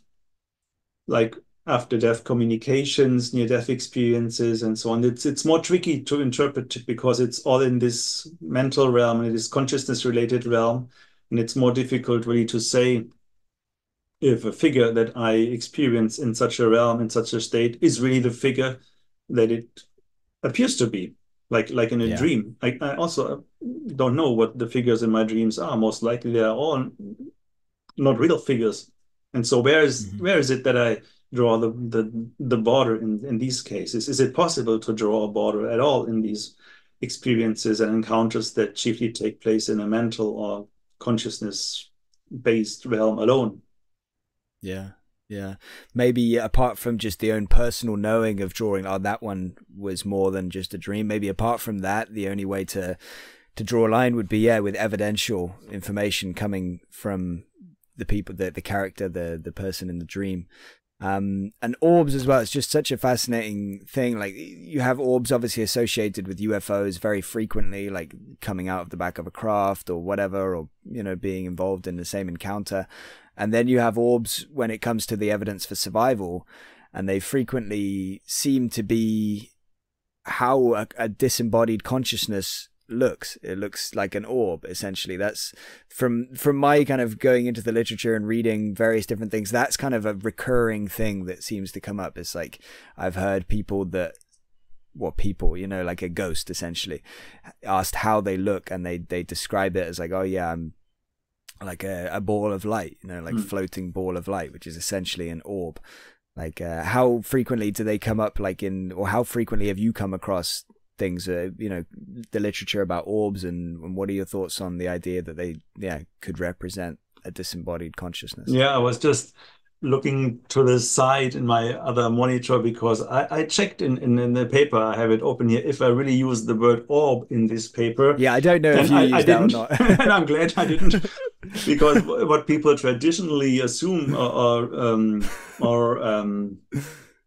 describe as an orb is, in my opinion, very often just a reflection of a flashlight on a photograph. So Right, these okay. tiny little orbs that are unfortunately often associated with paranormal or survival-related events are, in my opinion, nothing unusual at all. I've just recently come Hmm. across such a photo. Somebody showed me, here, look, just when I thought about my deceased so and so, this orb, and I took a photograph of whatever, my dog, and there this bright orb appeared, and this is the manifestation of the soul of. No, I think it was a pretty clear case of a flash effect from sun. So when I talk about luminous spheres of light, I'm not talking about these type of orbs, but the luminous balls of light or luminous whatever phenomena are typically larger, I would say, but they move around, and you find them in the literature and after death communications, in hauntings, maybe even in poltergeist cases. Um, yeah. And of course, Yeah. luminous phenomena are very prominent in the UFO literature as well. Yeah. Especially in UFOs that are seen in the night, logically. And I think in former times, you've had the distinction of UFOs of the type A and the type B.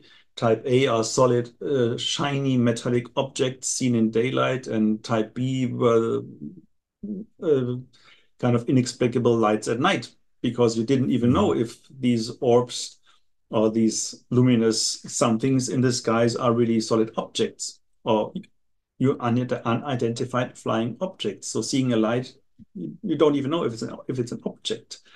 That's also Hmm. one reason why I adopted the term of UAP in my paper. Some people don't really like it, but I think it's at the bottom. It's more appropriate. It's an unidentified anomalous phenomena that we are observing, Hmm. and to claim it is an Hmm. object is already one step ahead. And from some anomalies sightings that may even, yeah, even those ball lightning type things that move through walls, through windows, we don't even know if that's a true object, for example.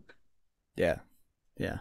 Yeah, I absolutely agree. All UFOs are UAP, but not all UAP are UFOs, right? So it's like, yeah, every object can be classed under UAP. It's like a kind of subheading. Yes. If we want to be really specific and talk about these craft that seemingly are controlled by some kind of intelligence, that's when we get into the UFOs. That's when I think you want to be really bold. You just go straight in and call it UFOs. If you want to be a bit, kind of like appealing to the masses and the scientists, then yeah, UAP is a safer, less loaded term as well, and more a much broader term. Yes, yes, and of course, UFO also relates to flying objects. And as I mentioned Yeah. earlier, some Yeah. apparently dive into water bodies or maybe Mm. cruise around offline in the space, whatever. Where Yeah. you wouldn't really talk about flying specifically if it moves underwater. So Yeah, even in the sky, depending on what they're doing there with like, physics. I don't know if it technically is flying yeah, or if they're doing something else. That stuff's above my pay grade. But yeah, I just thought they were so apt. Like the commonalities are so interesting. Like anomalous healing, again, that's really fascinating. That people have these experiences with UFOs where they seem to have spontaneous healings and yeah, but things also like that. spontaneous and inexplicable health damage is very important to mention. Yeah, that you've come across that a lot in the literature as well regarding like UFO cases Oh too. yeah, you do. Yeah, Yeah. specifically regarding skin anomalies, as if being exposed to certain radiations, and but Right. Yeah. Like also inner burns and stuff like diseases. that. Yeah, if you're Yeah. especially in the closer encounters, you find many reports of people being harmfully affected in Yeah. inexplicable ways. I'd come across, of course, the burns and the skin and stuff, but I don't know if I've come across many accounts of like, yeah, people having like internal health problems after that. But that's yeah. Wow. What'd you do with that? I mean, yeah, there's so much we don't know. It's just kind of trying to find the bits that we can look at, but so interesting. And the same with the temperature. The sudden changes in temperature is really interesting because, again, as you say, that would happen with cases of apparitions and stuff like that. Yeah, fascinating. What do you think we can learn from these commonalities or overlaps or, you know, gray areas, whatever, these things that seemingly are in common between these various phenomena? What can we glean from these commonalities? Well, a lot, but talking about understanding our world, what I find fascinating about these commonalities is that they seem to operate on Mm-hmm. the same structures of reality.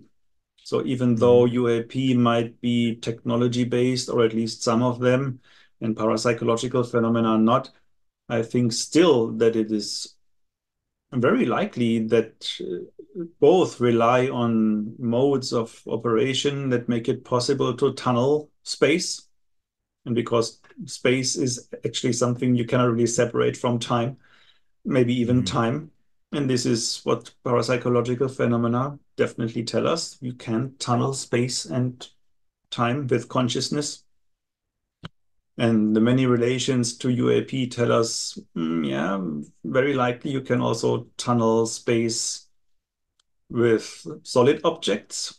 So maybe you can also tunnel space with time with solid objects. So these are all very interesting and important expansions of our current physicalist worldview, because especially as these parapsychological phenomena and those commonalities they have with UAP phenomena seem to be, in my opinion, heavily related to consciousness, and they can Mm-hmm. only be possible, in my opinion, if we assume that reality itself, reality behind the scene, has also a special relation to consciousness or has aspects related to consciousness, or maybe is some type of consciousness, and that what we perceive as matter is capable of being manipulated by consciousness in one way or another. And we see this also in parapsychology, for example, in the phenomena of psychophysiological influence. We talked about this the last time, in which severe emotional distress can apparently cause whitening of hair, or in which people Mm-hmm. under hypnotic suggestions can do a variety of somatic manifestations, blisters building up on the skin, up to this example I mentioned with the woman who was made to produce stigmata simply Yeah. due to hypnotic suggestions. And there's a whole variety of phenomena that signifies that conscious states can physically affect the body. And so maybe what we see in the UAP realm is also something Mm. similar, that there's some consciousness related something, maybe some kind of entity that Yeah. utilizes a largely upscaled version of this simple process we know from ourselves, and is able to utilize it in a controlled manner, in a repeatable manner, to tunnel space and possibly also time in this objective Yeah. way to really travel, be it from one star or planet to another, or be it more like an interdimensional thing, manifesting something like also we have in parapsychology this apport thing, deport thing, maybe even materialization thing. Maybe it's also possible for these conscious entities, whomever, whatever they may be, to materialize something into our four-dimensional space-time. Maybe our four-dimensional space-time is nothing but a mental construct anyway.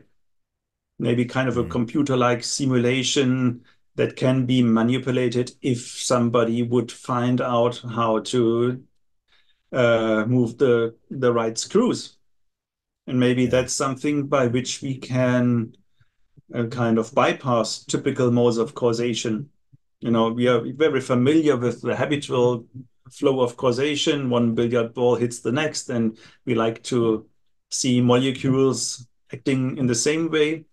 And so we have these nice physicalist explanations for the universe, including life and maybe even including the way that the brain produces consciousness.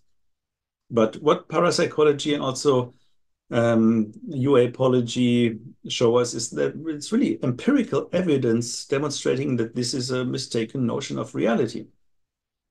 And the more we study it, the more we can understand it. And if you really try to take these things seriously today, who knows who and where we will be in 10,000 years, if we'll still be around there. But I think whatever we will have to do is take consciousness more seriously, and also inner states of consciousness, mystical experiences, maybe find ways to induce mystical experiences or altered states of consciousness that may enable time and space tunneling.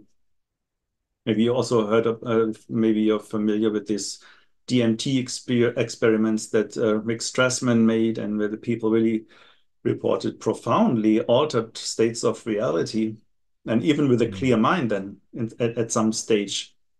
You administer a DMT dose that's strong enough, what you get is not a totally confused person, but apparently you get a person who gets thrown into a different realm of existence where the mind is perfectly clear again and functions like in daily life again. And so who knows what's really happening in these states, and where and how far such explorations could be utilized in one way or another.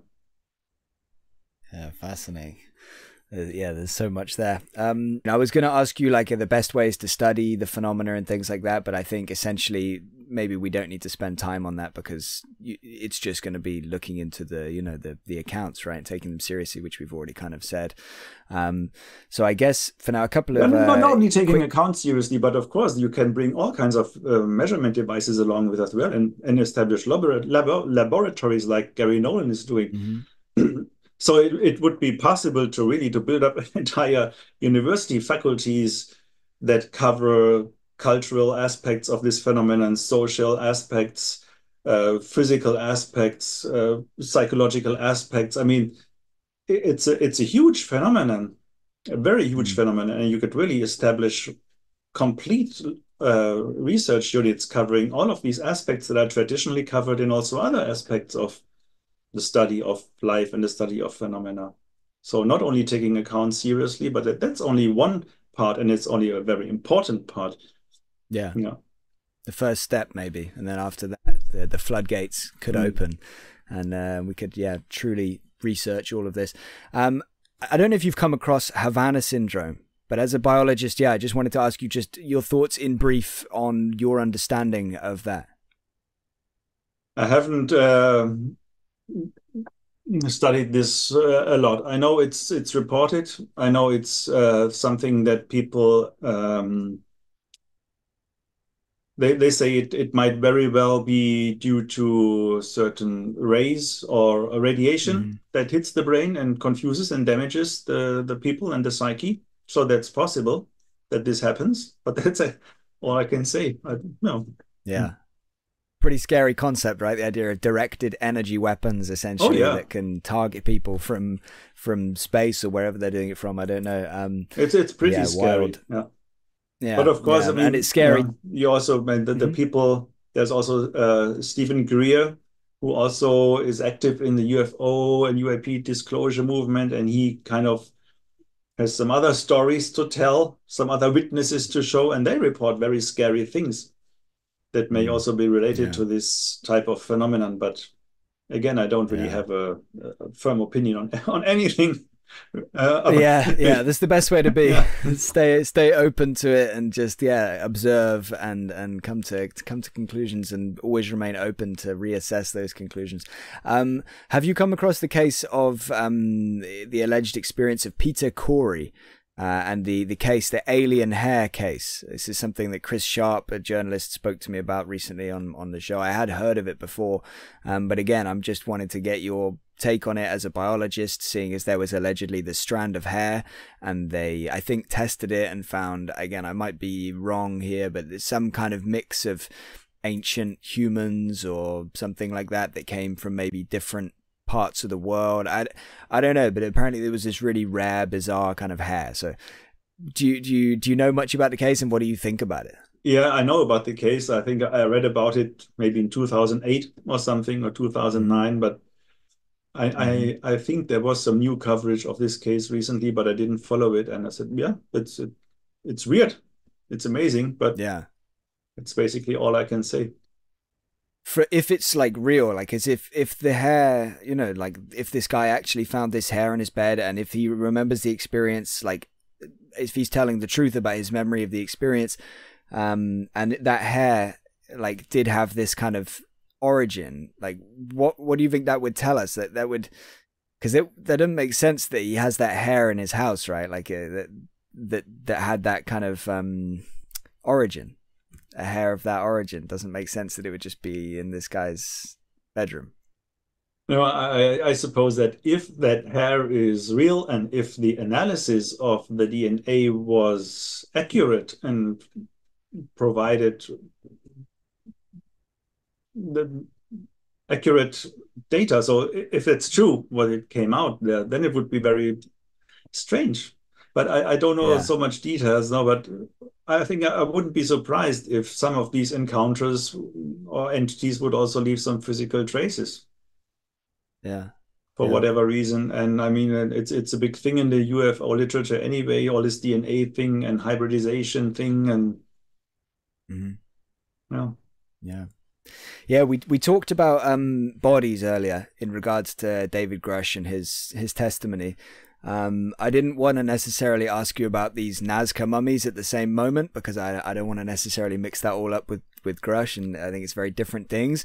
However, I kind of, in the same sense that you were saying, you stay open to all of this and don't make any judgments. That's where I'm at on these allegedly called the Nazca mummies, these bodies that they've been finding in Peru and you know, various places. But yeah, are you familiar with them? What are your thoughts on it? Are you open-minded to them? Is there any way we can confirm that they're actual bodies, non-human bodies? Because as far as I can tell, scientists generally, at least the scientists that are involved in it, are seeming to take them seriously. I think some scientists have recently gone on and said, like, oh, we need to do further investigations or further research with the bodies. Yeah, what do you make of that? There's nobody better to ask than an open-minded biologist. As I said, I'm open to the possibility that there are some genuine bodies around, but from what I know about these mummies, they don't really belong to this type of genuine mummies. So I don't know all the details right now, but I come across and I read some very detailed papers in which some scientists examined them closely and came up with very not so nice explanations about how these mummies had been constructed. Like the heads are some kind of skulls from monkeys that had been turned around, and basically it's kind of a puzzle of pieces that even included human bones and other bone-like stuff. So that all seemed to be a great hoax. And the reports that I've seen on these mummies was also very convincing, in my opinion. So personally, I regard these cases settled, and I would presumably not spend another round of investigation on these mummies. Yeah.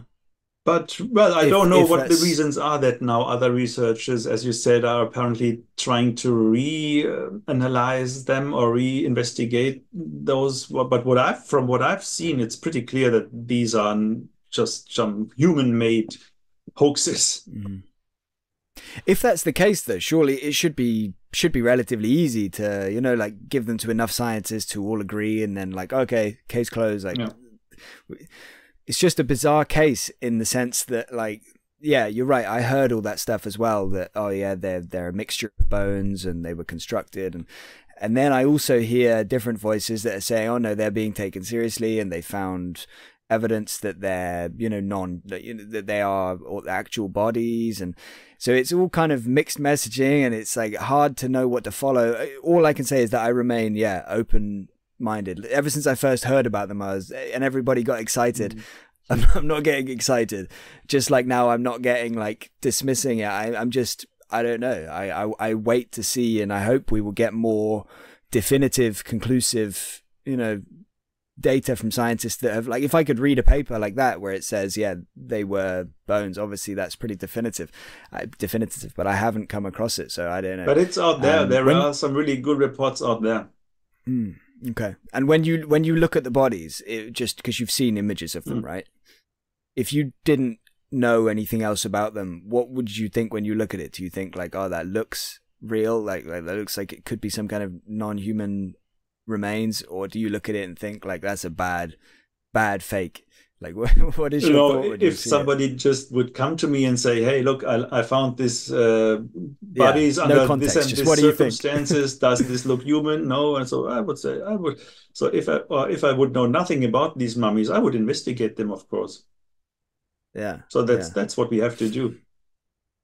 Yeah, absolutely. I mean, I hope to hear more information about it. Again, it's just something that I kind of follow out of the corner of my eye, just keeping an eye on it, because you've heard that it's been confirmed they're not, but I haven't. I don't know. You'll have to send me the paper or something so I can educate myself a little bit more. Okay, so again, in a kind of quick answer, because I know we can't go for too much longer, but how can parapsychology and parapsychologists benefit from the attitude change regarding UAP? How can we push parapsychology more into the mainstream awareness in the same way that UAP has done? And how can we get journalists to take on these questions of like what happens after death, what is consciousness, is psychic phenomena real, without giggling? So it's kind of a three-part question, but it's all, how can parapsychology benefit and how can we make it more part of the public awareness? Yeah, so it's a big question, and my recommendation to the listeners would be to just read my paper, because everything I've written in there is better than what I can say now and more comprehensive. But what struck me and what also led me to think about these matters is the speed by which the ufology, which was actually regarded as much worse than parapsychology, has suddenly taken over parapsychology in terms of academic acceptability. So obviously in mainstream science, people don't really like parapsychology. It's a kind of pseudoscience. And there is only a few things worse than parapsychology, and it's ufology. And so, but within a very short time, this completely changed. Now, even in Germany, you can have discussions about UAP in a fairly neutral manner, whereas parapsychology is still very bad stuff that should best not be discussed at all. And of course, only pseudoscientists dabble with it and lead themselves and also their readers on false tracks by claiming studying parapsychology would be something cool. But so it's really still has a bad reputation. And so if you look at it from the parapsychologist's perspective, I would say, well, if you think of what can be learned, I think what I found interesting that the scientist establishment didn't contribute anything, or not much at least, to this attitude shift regarding UAP. It was chiefly journalists who triggered all this development, and then they somehow triggered the interests of politicians and military personnel. And then the media at one point were ready to print all these things that they were all reporting. And so that was very interesting for me to notice, because when you usually read about scientific progress, it's always the cool scientists who do all that stuff. They go into their labs and they are so objective and they do all these cool repeatable experiments, and then The other research groups repeat it as well. And this is what brings scientific research forward and advances it and opens new windows and new fields of research. But in this particular case, none of this happened. Scientists contributed nothing to it, with a very, very few exceptions, such as maybe Avi Loeb, Gary Nolan in Germany, Hakan Kayal. And well, they did their thing, but I think even then, the really big game changers were the journalists and the politicians and the military people and responsible magazines and newspaper editors who were daring enough or courageous enough to publish that stuff. It was really not the scientists. And former presidents, and Barack Obama, speaking for Germany at least. Yeah, it's funny.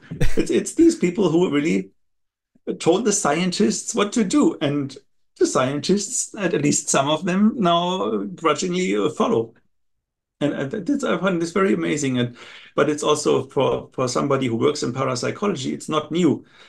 Science is not that objective enterprise of detached and reserved researchers who do this and that and then present their data and interpret their data without a subjective bias. It's not at all the case. Science is an extremely subjective enterprise determined by personal interests and personal convictions. And historians of science have argued along these ways since decades and many long times already. This is how science works, and there are dozens of examples where you can demonstrate that similar developments were occurring already before.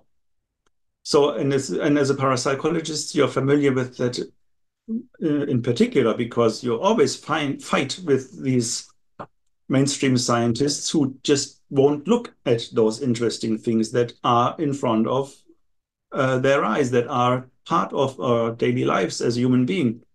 So if you ask about parapsychological phenomena among your friends or families, whatever, many will tell you having experienced this or that, and still they're being ridiculed and these phenomena not being taken seriously. And the parapsychologists, they also now want to perform experiments, repeatable experiments that provide objectively verifiable results. And then they show these experiments in nice publications and say, look, in this telepathy study, we found effect size of this and this with a statistical significance of this and this, showing telepathy is real.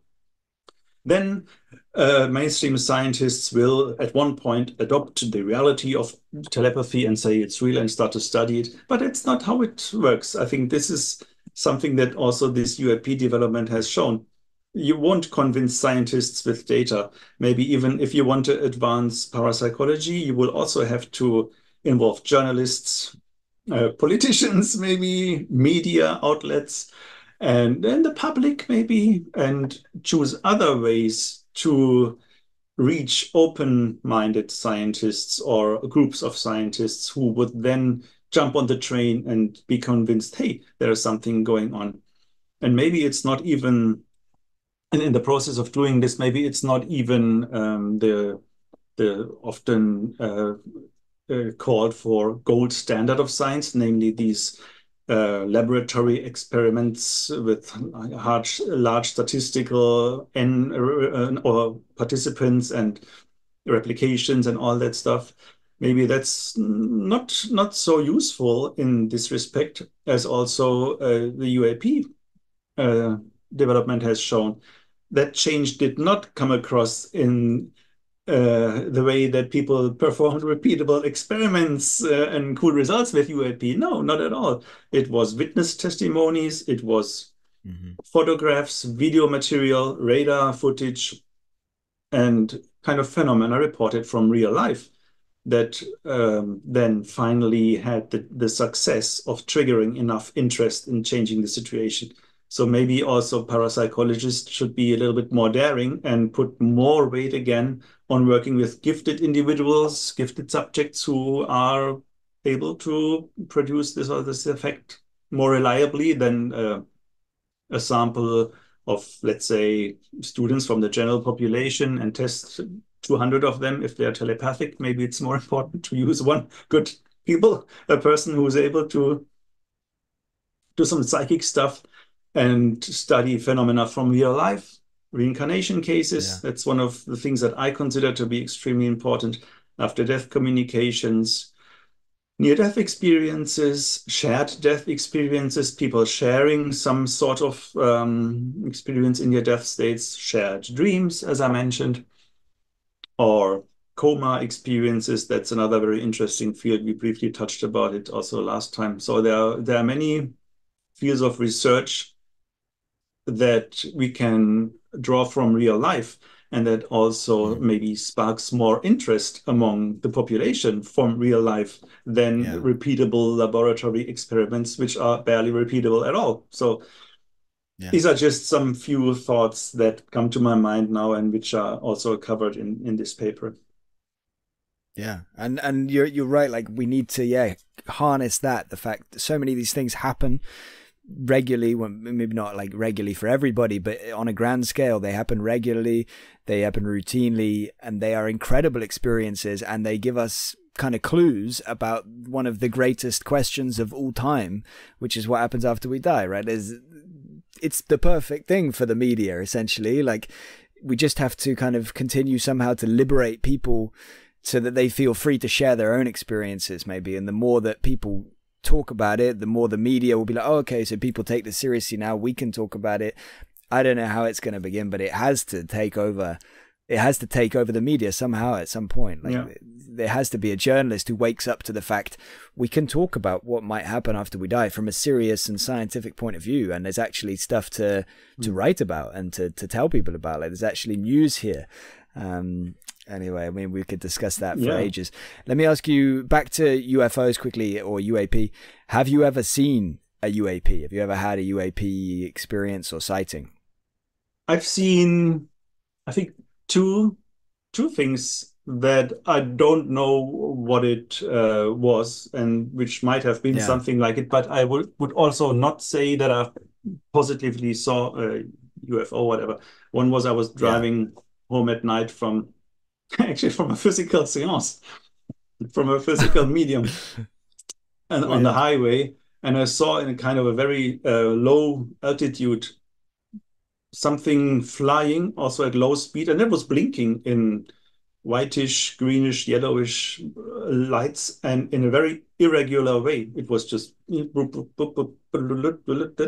something like this. So completely different than like airplanes would blink. They have a very stable signaling frequency. I think it's 1 second even. And even though there are different lights around a plane and you don't see them all at the same time, this looked way too erratic to be a plane or a helicopter or whatever. And then it flew very slowly and lowered its altitude seemingly continuously until at one point I lost sight of it. But it was so strange that I drove to the side and stopped the car to just watch it. But I don't know what it was. And I was in another sighting, and it was also not long ago, actually. There was some thunderstorm, and I sat on the balcony of my apartment. It was close to sunset, and in between the clouds, I saw a very bright ball of light. I hesitate to say an orb, but yeah, you nearly said it. It was a bright light. I said, "Hey, what's that?" And it seemed to move slowly from left to the right, and then it disappeared behind the next cloud. So I wondered, what was that? Well, maybe it was Venus, because it was kind of also in the direction where Venus usually is in the western sky. And then when the clouds shifted shapes and moved away, and it got darker, and the stars were visible between the clouds, I saw that Venus wasn't there. It wasn't a star. It wasn't a planet, this bright light. But I didn't see it for a very long time. And it was, also just between those two clouds. But it was, in some sense, it was, of course, an unidentified flying object or anomalous phenomenon. Yeah, that was it. But I don't. So it was like a kind of white, bright light, was it? Is it like, what color was the light? White, yeah. Wow. Because obviously you also have that kind of ball lightning phenomenon, like but I don't think people generally see that up in the sky. I think that's different, and I don't know much about that. But yeah, really interesting. Wow, thank you for sharing those experiences. Is there anything else from your paper or regarding these topics in general that you would like to add before we wrap this up?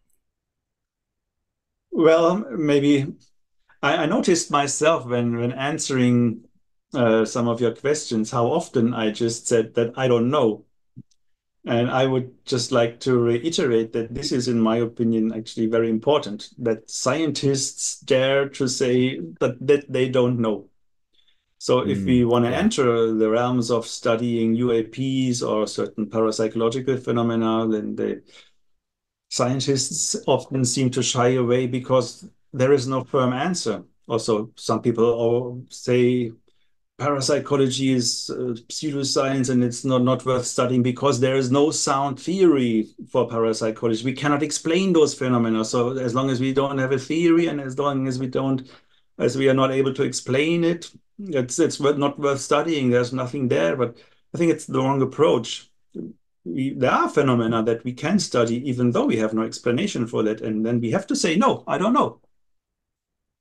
So I would really encourage people to stay open and also to say that they don't know when they don't know, and not to either shy away from studying a certain phenomenon just because there are no easy answers, or if they try to study such a phenomenon, just to come up with a firm answer already, like saying this is this and that and this and that. It's the extraterrestrials. It's the abductions are real, and whatever statements you find. So I would really recommend to staying open. It's fun to stay open and to ventilate all kinds of different possibilities and to wildly speculate. And it's all part of science. And for my taste, science is often much too rigid.